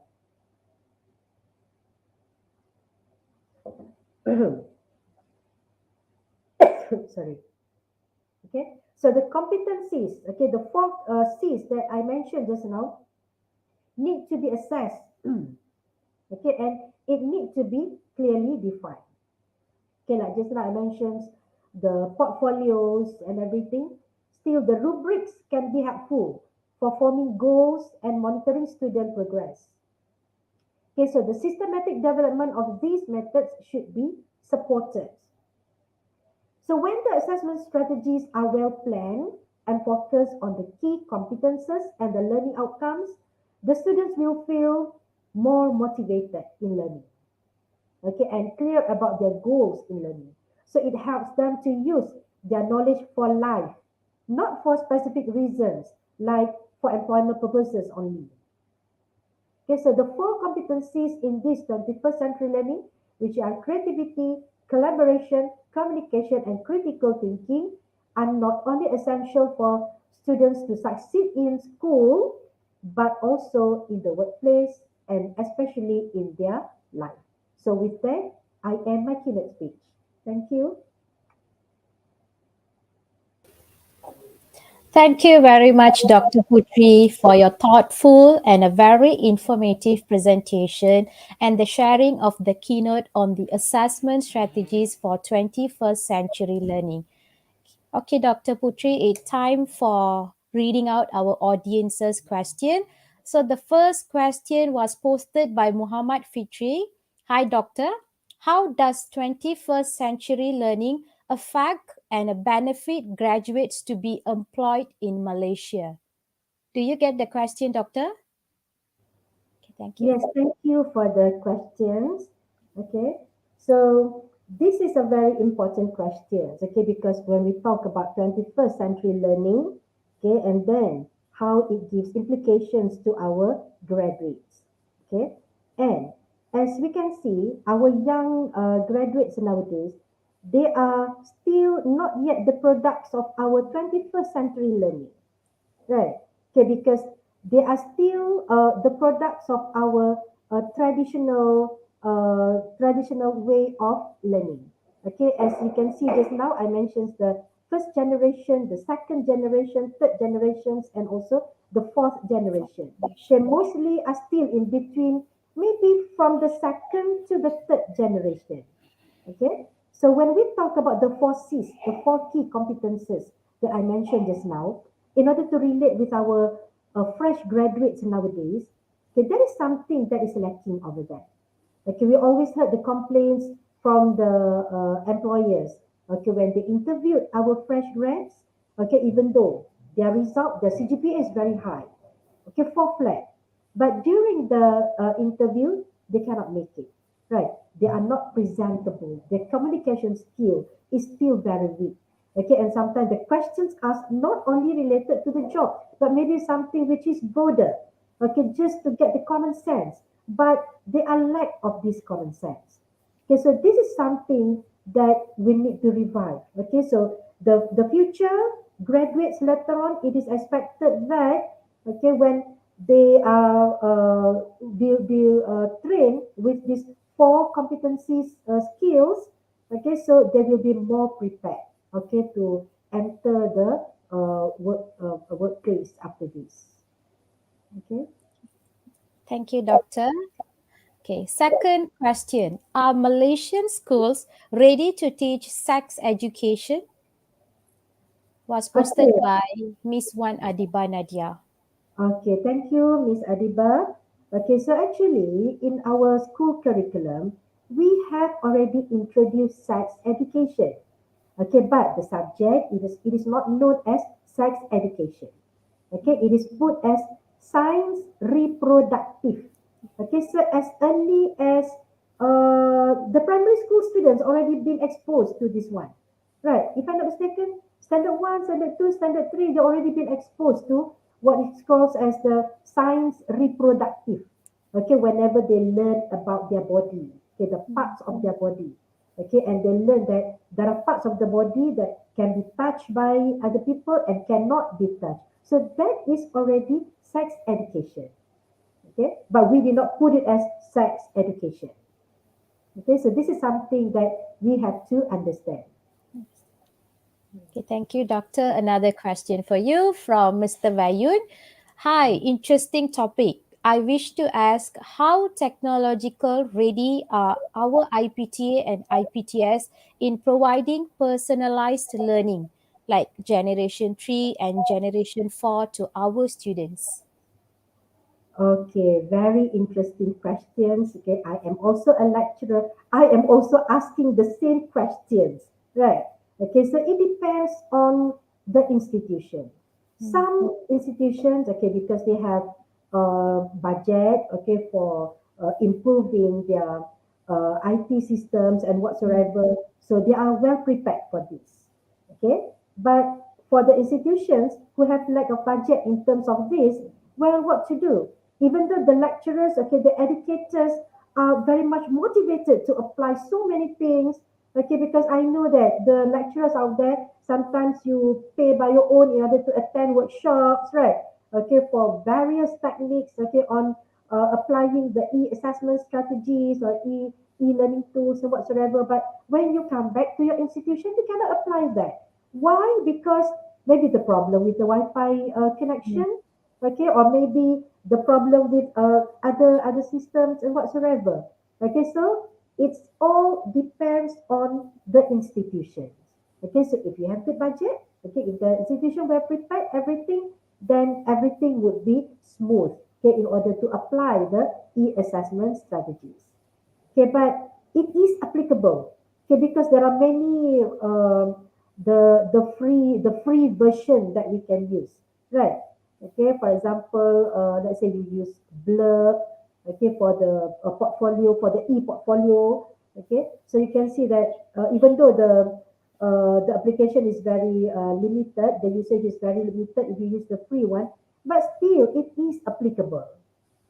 Okay, so we Very, have to be very creative.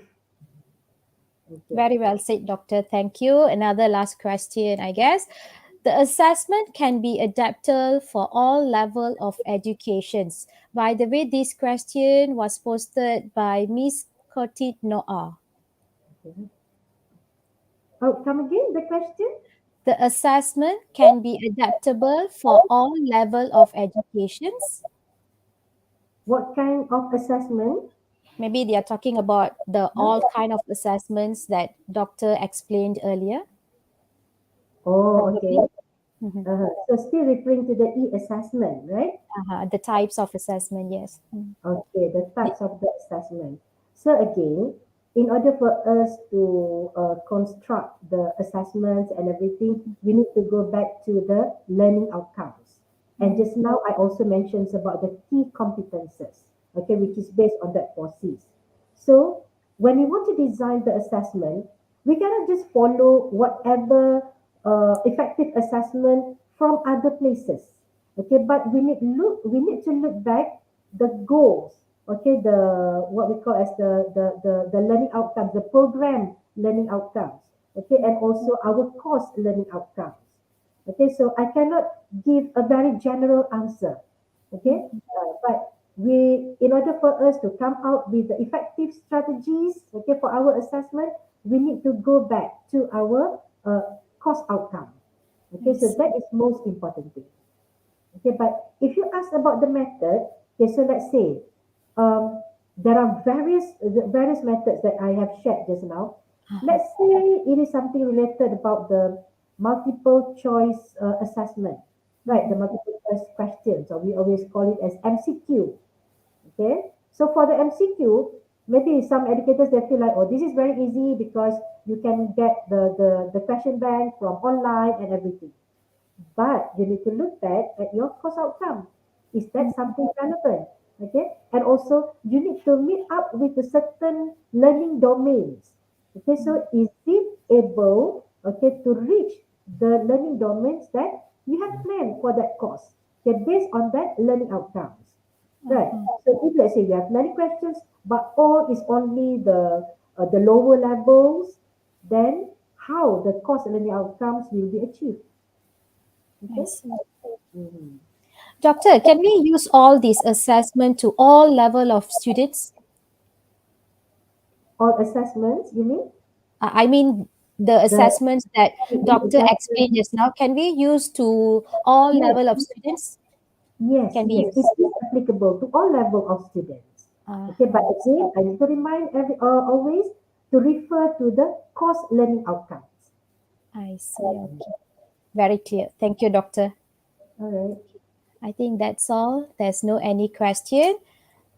All right. Thank you once again, Doctor. Thank you so very much for your very, very meaningful presentation today. Okay, now we would like to present the certificate as a token of appreciation to Dr. Putri. Thank you. Thank you. Thank you, Doctor. Thank you so very much. Have a nice day. Thank you for your time. Thank you. Okay. Dear ladies and gentlemen, next we are honored to introduce our second keynote speaker, Associate Professor Dr. Betry Salvin Subramanian from our own MAHSA University. He is currently working as undergraduate Deputy Dean at Faculty of Medicine, Bioscience and Nursing at MAHSA University. Dr. Betry has more than 13 years of experiences in academics and research nationally and internationally. His research interest includes synthetic and phyto-based drug development and pharmacological screening. As a reviewer, he associated with different journals including Clinical Pharmacology, Advances and Applications, Journal of Multidisciplinary Healthcare, International Journal of Peptide Research and Therapeutics, Toxicology Reports, Open Access Macedonian Journal of Medical Sciences, International Journal of General Medicine, Journal of Experimental Pharmacology, and Journal of Oncology. Without further ado, I would like to invite Associate Professor Dr. Betry to give the second keynote speech about the promising nutritional fruits against cardiovascular disease, scientific evidence, and mechanism of action. Please welcome Prof. Thanks, Miss Priya, for the nice introduction. Thanks for the organizing committee for inviting me as one of the speakers of this international conference. Thanks to the Center for Education and the organizing committee members, MAHSA University.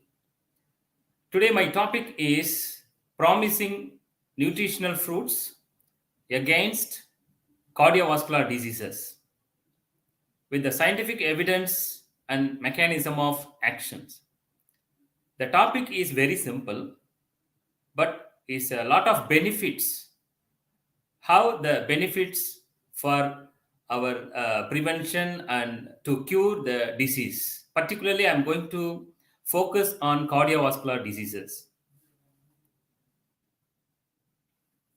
Shall I move to the next slide?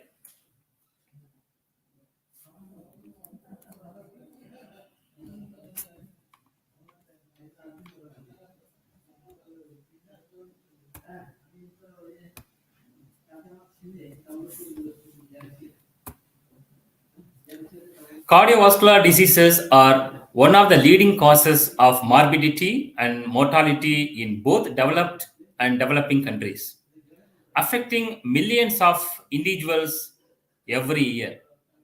So, nutritional fruits appear to offer the greatest benefits to the heart and have been proved to alleviate the cardiovascular symptoms and to cure the cardiovascular diseases. Based on the scientific evidence and experimental studies have also demonstrated that nutritional fruits have a high potential protective effects against the cardiovascular diseases. Plant-based natural products have been commonly used as medicines against various diseases and disorders since ancient times. There are different sources of drugs, including chemical, mineral, microorganisms, and natural sources. Majority of the sources are chemical source, but some drugs are natural source. So the natural drugs advantage is less side effects and less toxic to internal organs. So not only the recent trends, since ancient times we are using many natural products.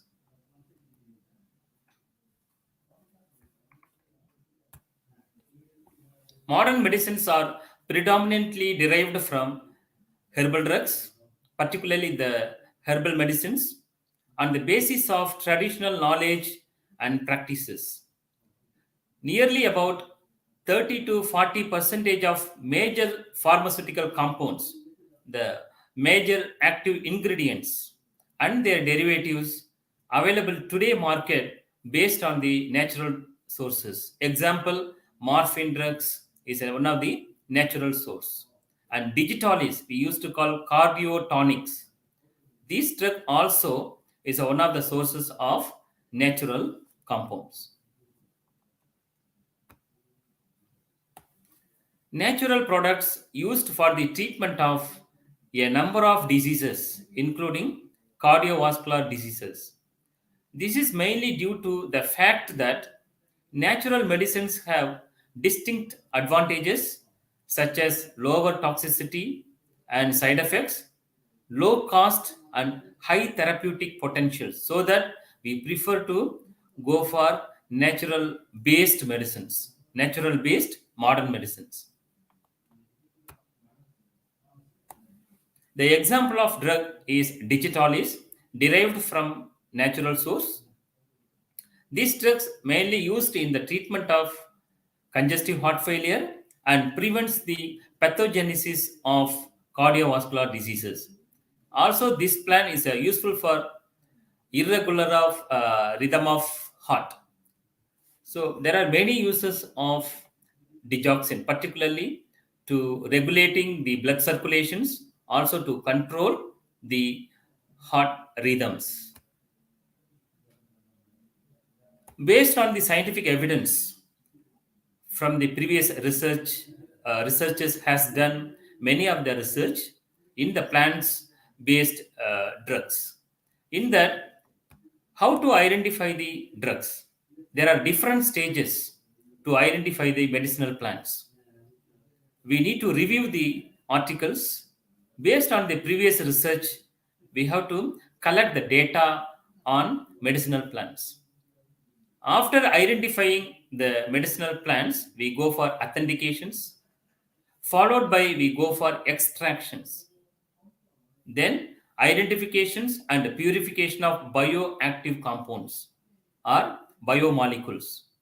Then we go for structural activity, we used to call chemistry, and pharmacological effects. Based on that only we go for in vitro studies, in vivo studies, and clinical trials. This is the stages of to identify the medicinal plants, and we go for clinical studies.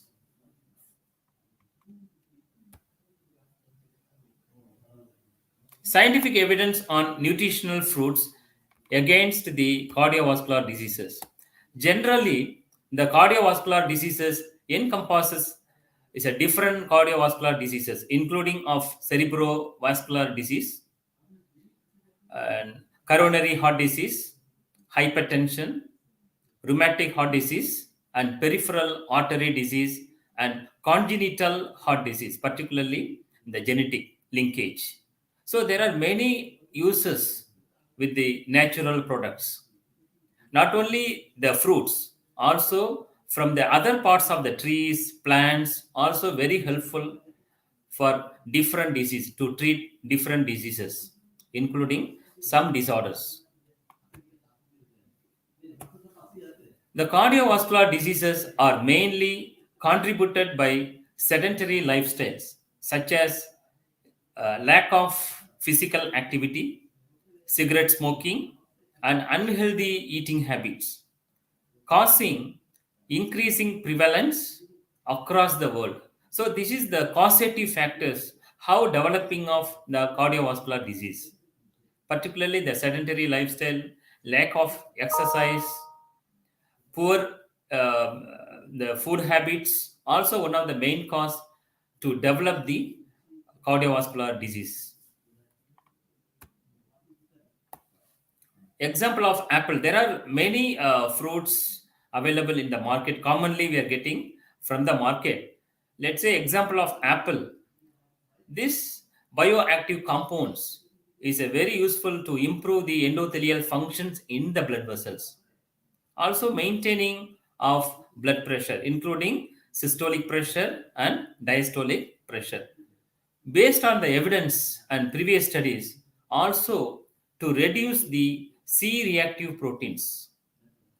What is C-reactive proteins? Which is the major responsible to progress the inflammations or inflammatory response. So once reduce the C-reactive proteins, the inflammatory response reduce in the coronary blood vessels, so that to reduce the cardiovascular disease conditions, also to reduce the stroke mortality, also to decrease the serious stomach aortic calcifications. There are a lot of benefits from the biocompounds of apple. Also, this bioactive compounds to reduce the triglycerides, also to reduce the total cholesterol, and to increase the good cholesterol, which is HDL. So there are a lot of benefits from the bioactive compounds of apple. So this is the chemistry of the fruit. There are many bioactive compounds are present in the apple. Epicatechins is one of the bioactive molecules. This one to prevent the internal bleeding effects, particularly to prevent the thrombosis formations on the coronary blood vessels. So once prevents the damage of coronary blood vessels to avoid the coronary heart disease. So there are a lot of benefits on the particularly the apple fruit. Then the avocado, the same effects, also acting as antiplatelets to prevent the clotting effects in the internal blood vessels, also to reduce the coagulation effects, to produce the vasorelaxation effects, particularly in the blood vessels. Those who are angina pectoris patients, when they're regularly taking of these fruits to maintain the normal circulations of blood. So these are the benefits from the avocado. Also to reduce the inflammatory response, to reduce the sensitivity of CRP. CRP is C-reactive proteins. This proteins is a major responsible to cause the inflammatory response. So this fruit is a very helpful to reduce or to prevent the inflammatory responses. Also this fruit to regulating of metabolic functions, to maintaining of blood sugar level. So these are the other advantages of avocado. Also to reduce the triglycerides, very low density lipoproteins, and to increase the good cholesterol, which is high density lipoproteins. This is the chemistry of avocado. There are a lot of benefits in this fruit, not only for cardiovascular disease, also useful for anti-inflammatory, also useful for to maintaining of blood circulations, and neurodegenerative disorders also can be used.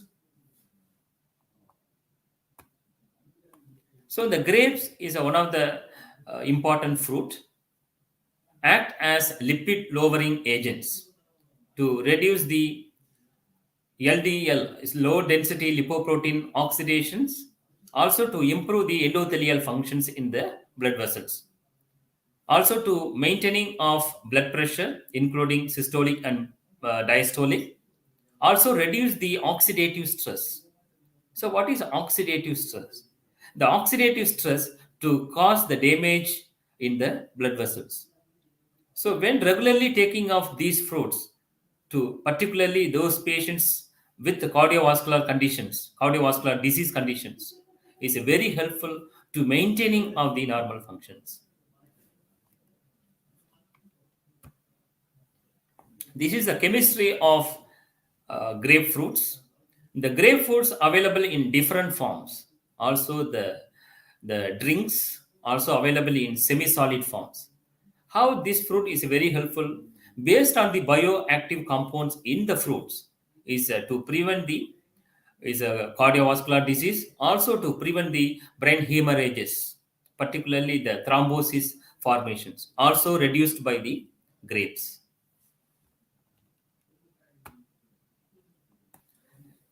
The next fruit is mango, is one of the common fruit.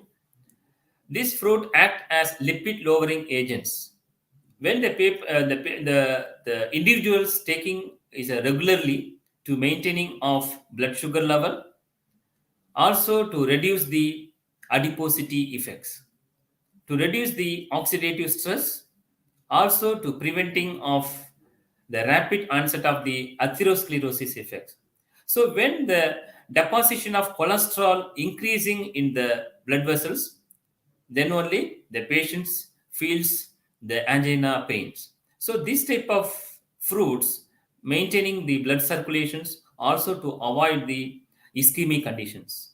When the patient when the individuals getting of ischemic conditions due to the oxygen supply, when reduce the oxygen supply, then only the patient may experience of the chest pain. So these type of fruits is very helpful to maintaining of our normal blood circulations. This is the chemistry of mango. Different parts of the plant, the different parts of the fruits we are using, including peel, also the different parts of the trees also is useful for different disease conditions. So this is the chemistry. Particularly the gallic acid is one of the bioactive compounds which is very essential to treat the cardiovascular diseases. So orange, this is one of the common fruit. This fruit mainly inhibition of production of ferrous malone dealdehydes. So the lipid metabolism also normal when they regularly taking of this fruit. Also to maintain the normal blood pressure, to reduce the oxidative stress, particularly these fruits to reduce the inflammatory responses. How to reduce the inflammatory responses? There are many inflammatory mediators which is responsible to develop the inflammatory response. So these fruits to reduce the monoamine oxidase enzymes, which is the major enzymes to develop the inflammations. Also this fruit to reduce the phosphodiesterase enzymes, and also to reduce the secretions of angiotensin converting enzymes. This is one of the major enzymes to develop the cardiovascular diseases, particularly hypertension. When increasing of angiotensin converting enzymes to stimulate the sympathetic nervous systems and to develop the hypertension. So when regularly taking of these fruits may control the hypertension, to control the uh, hypertension, also to maintain the normal blood circulations. So this is the chemistry of orange. The orange fruit, there are a lot of biomolecules, B carotenes and terpenoids and gallic acids. These are the few phytochemical compounds which is very important to control the blood sugar and blood pressure also. Then the next fruit is kiwi fruit.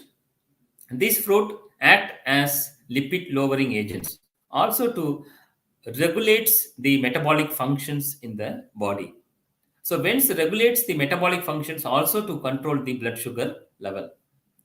Also, this fruit to inhibits the platelet aggregations. Once platelet aggregation effects reduced, the clotting effect also reduced. Then this fruit to reduce the ACE enzyme activities, maintain the blood pressures, also to control the HMG-CoA reductase enzymes. What is HMG-CoA reductase?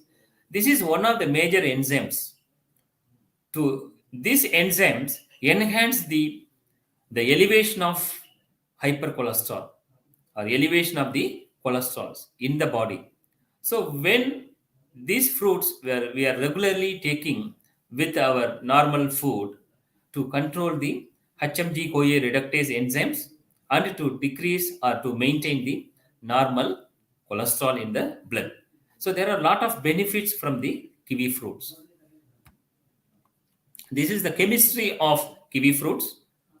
There are important chemicals like folic acid and apocritic acids, and there are a lot of biomolecules present in the fruits, including the other phytoconstituents, which is very useful to control the blood sugar level and also to reduce the cardiovascular diseases.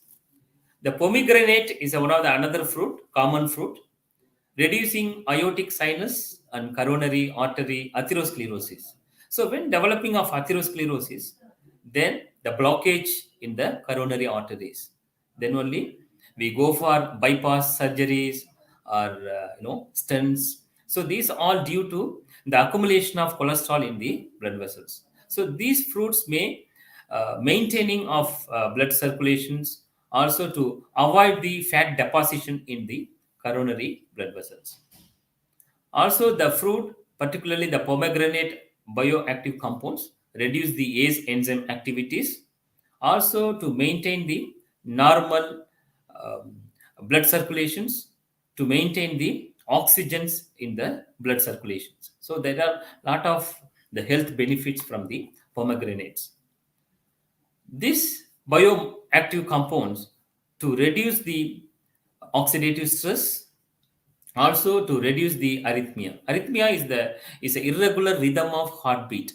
So these fruits maintaining of normal rhythm of heart. Also to reduce the calcium ATPase levels. So these are the benefits from the pomegranates. This is the chemistry of pomegranates. Based on the chemical structures, it's a lot of benefits towards the metabolic dysfunctions, also in the cardiovascular diseases. These fruits, different forms available in the juice, also some creams also available to apply with the normal fruits or bread. Also there are a lot of forms to eat this type of fruits.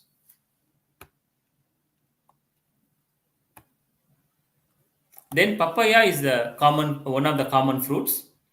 This fruit is having a lot of health benefits, particularly lipid metabolism regulations, blood pressure modulations, mainly maintaining of blood pressures, and reduce the oxidative stress, particularly the superoxide dismutase also reduced, and inflammatory response also reduced.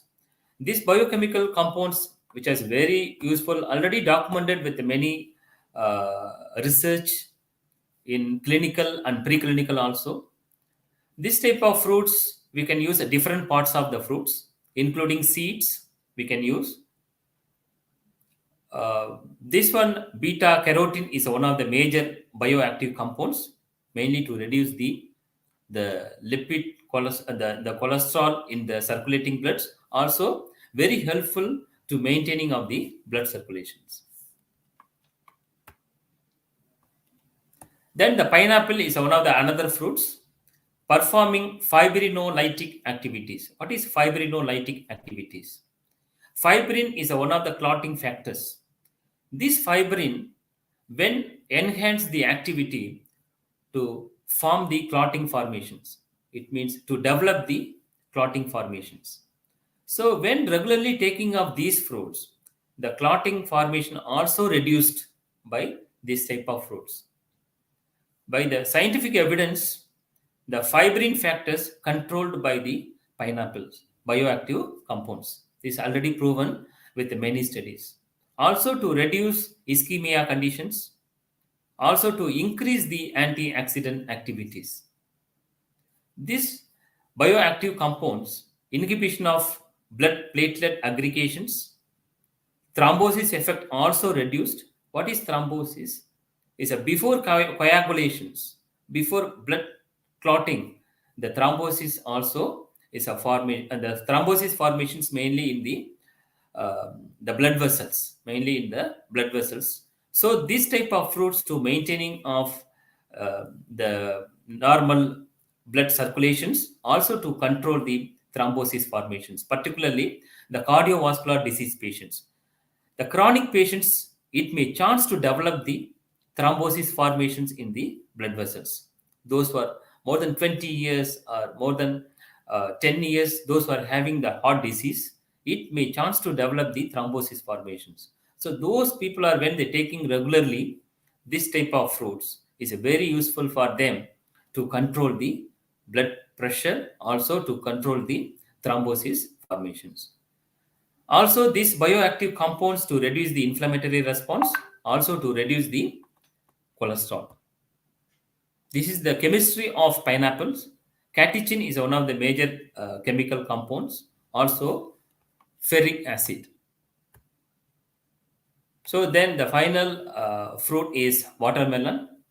It's a reducing of body weight and reducing systolic blood pressures, improving vascular health in hypertensive patients, and increase the total antioxidant capacity in the internal systems. Also reduce the triglycerides, low density lipoproteins, and T bars. So this T bars is one of the essential factors to enhance the cholesterol in the body and circulating blood. So these fruits, when regularly with our intake, with our food intake, is very helpful to control and maintaining of our body functions. So this is the chemistry of watermelons. Available forms is a fruits and juice also available. Not only the juice, also nowadays available in the semi-solid forms for like creams also available. So overall mechanism of these fruits is very helpful and very important to regularly to take this type of fruits, particularly the blood pressure modulations, reduction of the cholesterol levels, vascular protections, and to prevent the thrombosis formations. So there are a lot of benefits when regularly taking of these fruits. But beside the fruits, there are a lot of bioactive compounds and biomolecules.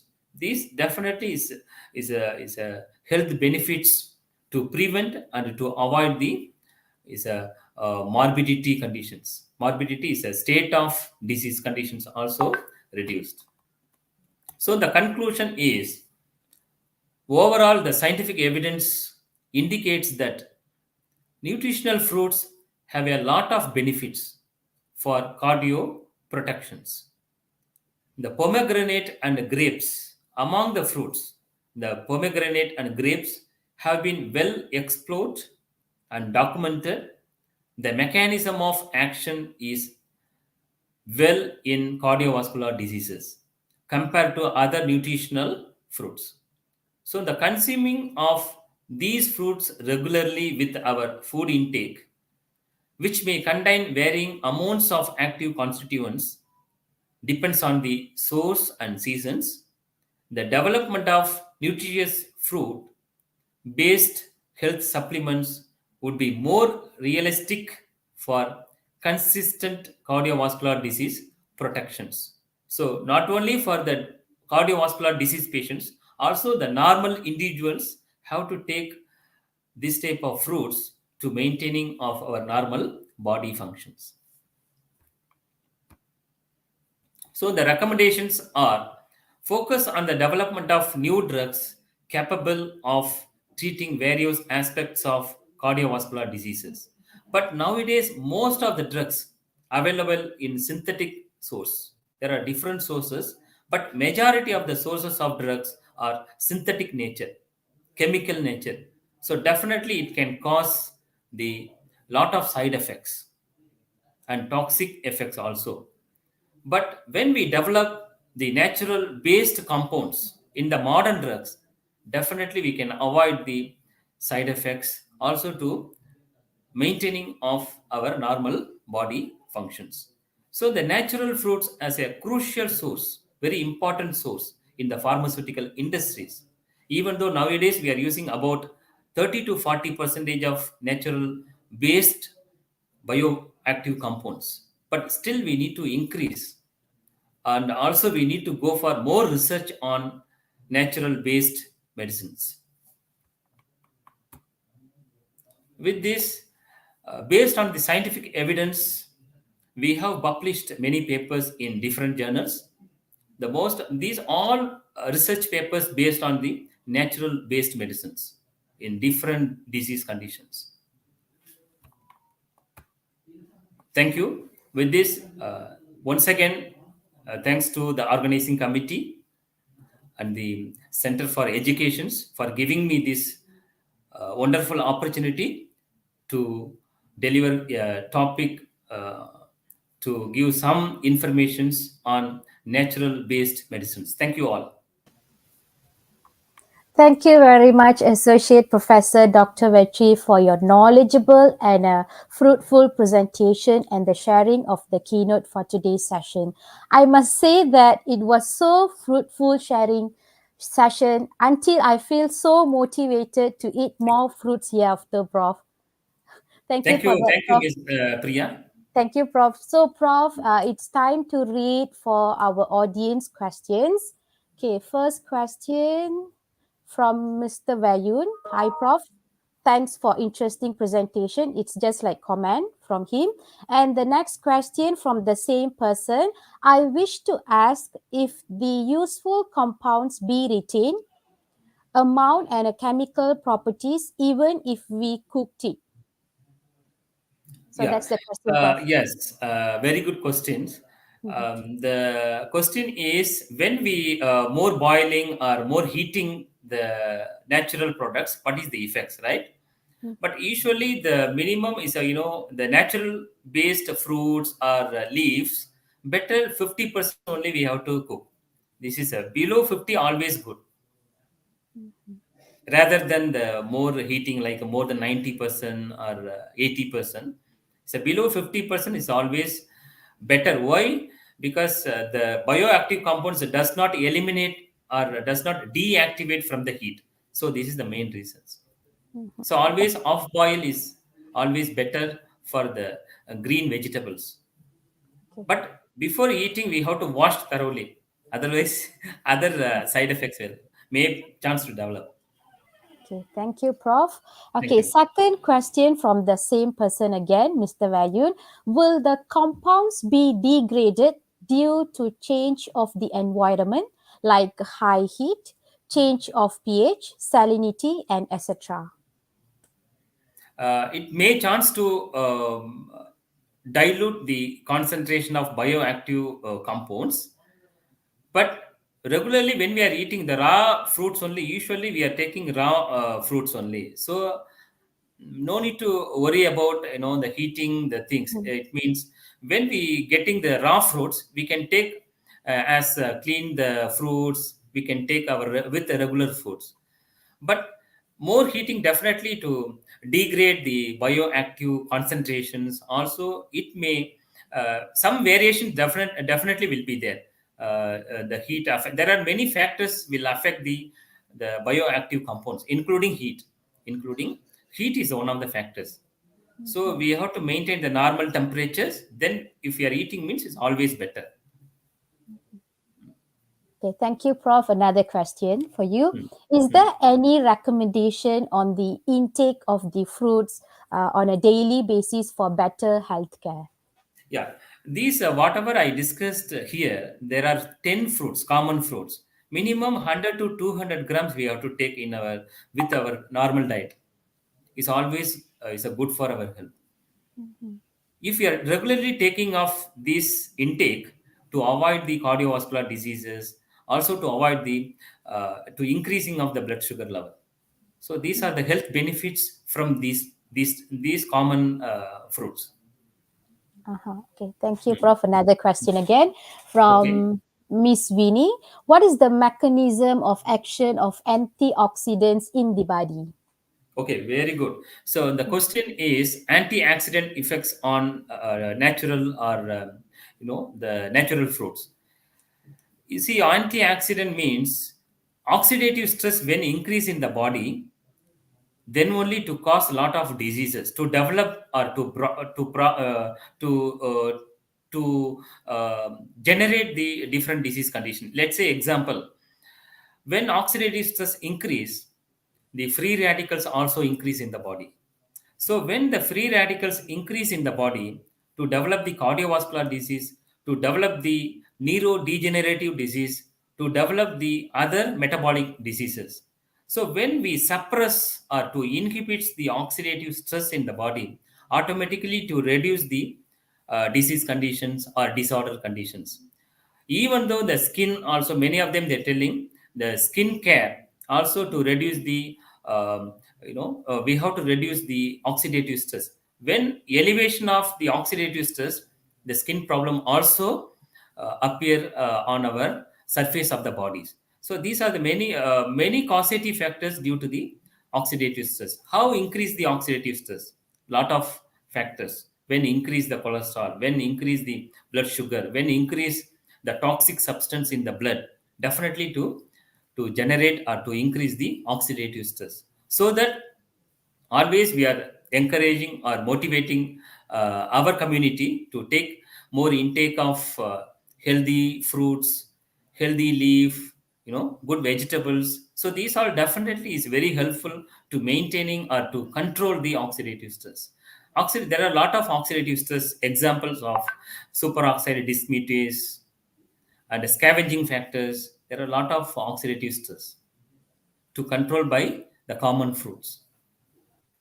Thank you, Prof. It's a Okay. very big topic. Actually, we Yes, cannot explain, to concise with the one definitions. It will take a lot uh-huh. of time. Okay, thanks. Thank you, Prof. Even I have learned a lot today from your Thank presentation. Okay, thank you, Prof. Okay, another comment from Ms. Nur Fawwiza. Hi, Prof. Thank you for the interesting presentation. I have a question. Okay, a question. In your opinion, which plant parts like fruits, leaves, seeds, or roots have the most nutritional value for human consumption or pharmaceutical application? So, okay, mango is a commonly available fruit everywhere. Mhm. But there are a lot of natural plants and trees. But we cannot say now still ongoing research on the natural plants and trees. But at present, lot of plants are identified. Even though more than 100,000 plants are identified with some pharmacological effects, the treatment effects. But our concern is currently we are using only 30 to 40 percentage of natural compounds for the modern medicine, for the modern medicines. But we have to improve the percentage. So we have to use more natural products to treat different conditions. Let's say example, for intolerance pain, particularly the chronic disease conditions, they used to give some drugs, modern drugs. The most of the modern drugs, particularly the intolerance pain, cancer patients, the main drugs derived from plant source only. Example of morphine. Morphine is a derived from plant source. The same for cardiotonic. When the heart failure, the patient with the heart failure, we are using cardiotonic drugs. It's a modern drugs. Actually, this modern drug also derived from plant source only. But majority of the drugs are synthetic, chemical source. But still we need to go for further research to identify the mechanism of actions of plant drugs for the use of different disease conditions. This is our concern. But definitely go for further studies to encourage the community to take more intake of normal or natural medicines to cure the disease. But many of the natural products we developed in modern medicines. So currently it's available in the market. Even though the allopathy also they're using a lot of the the modern medicines derived from the plant source. But we cannot say only one plant how we develop the pharmaceutical industry. We cannot say. There is no answer. Thank you. Okay. Thank you once again, Prof. Thank you very much for answering all our audience's questions. Okay, now we would like to present the certificate as a token of appreciation to Associate Professor Dr. Betry. Thank you, Ms. Priya. Thank you very Thank much. you, Prof. Thank you. Have a nice day. Thank you. Dear ladies and gentlemen, thank you for your time. We will have a lunch break now and we will come back to the oral presentation sessions of conference at 2 p.m. For your information, the presentation sessions will be conducted on Microsoft Teams. Thank you and have a nice day.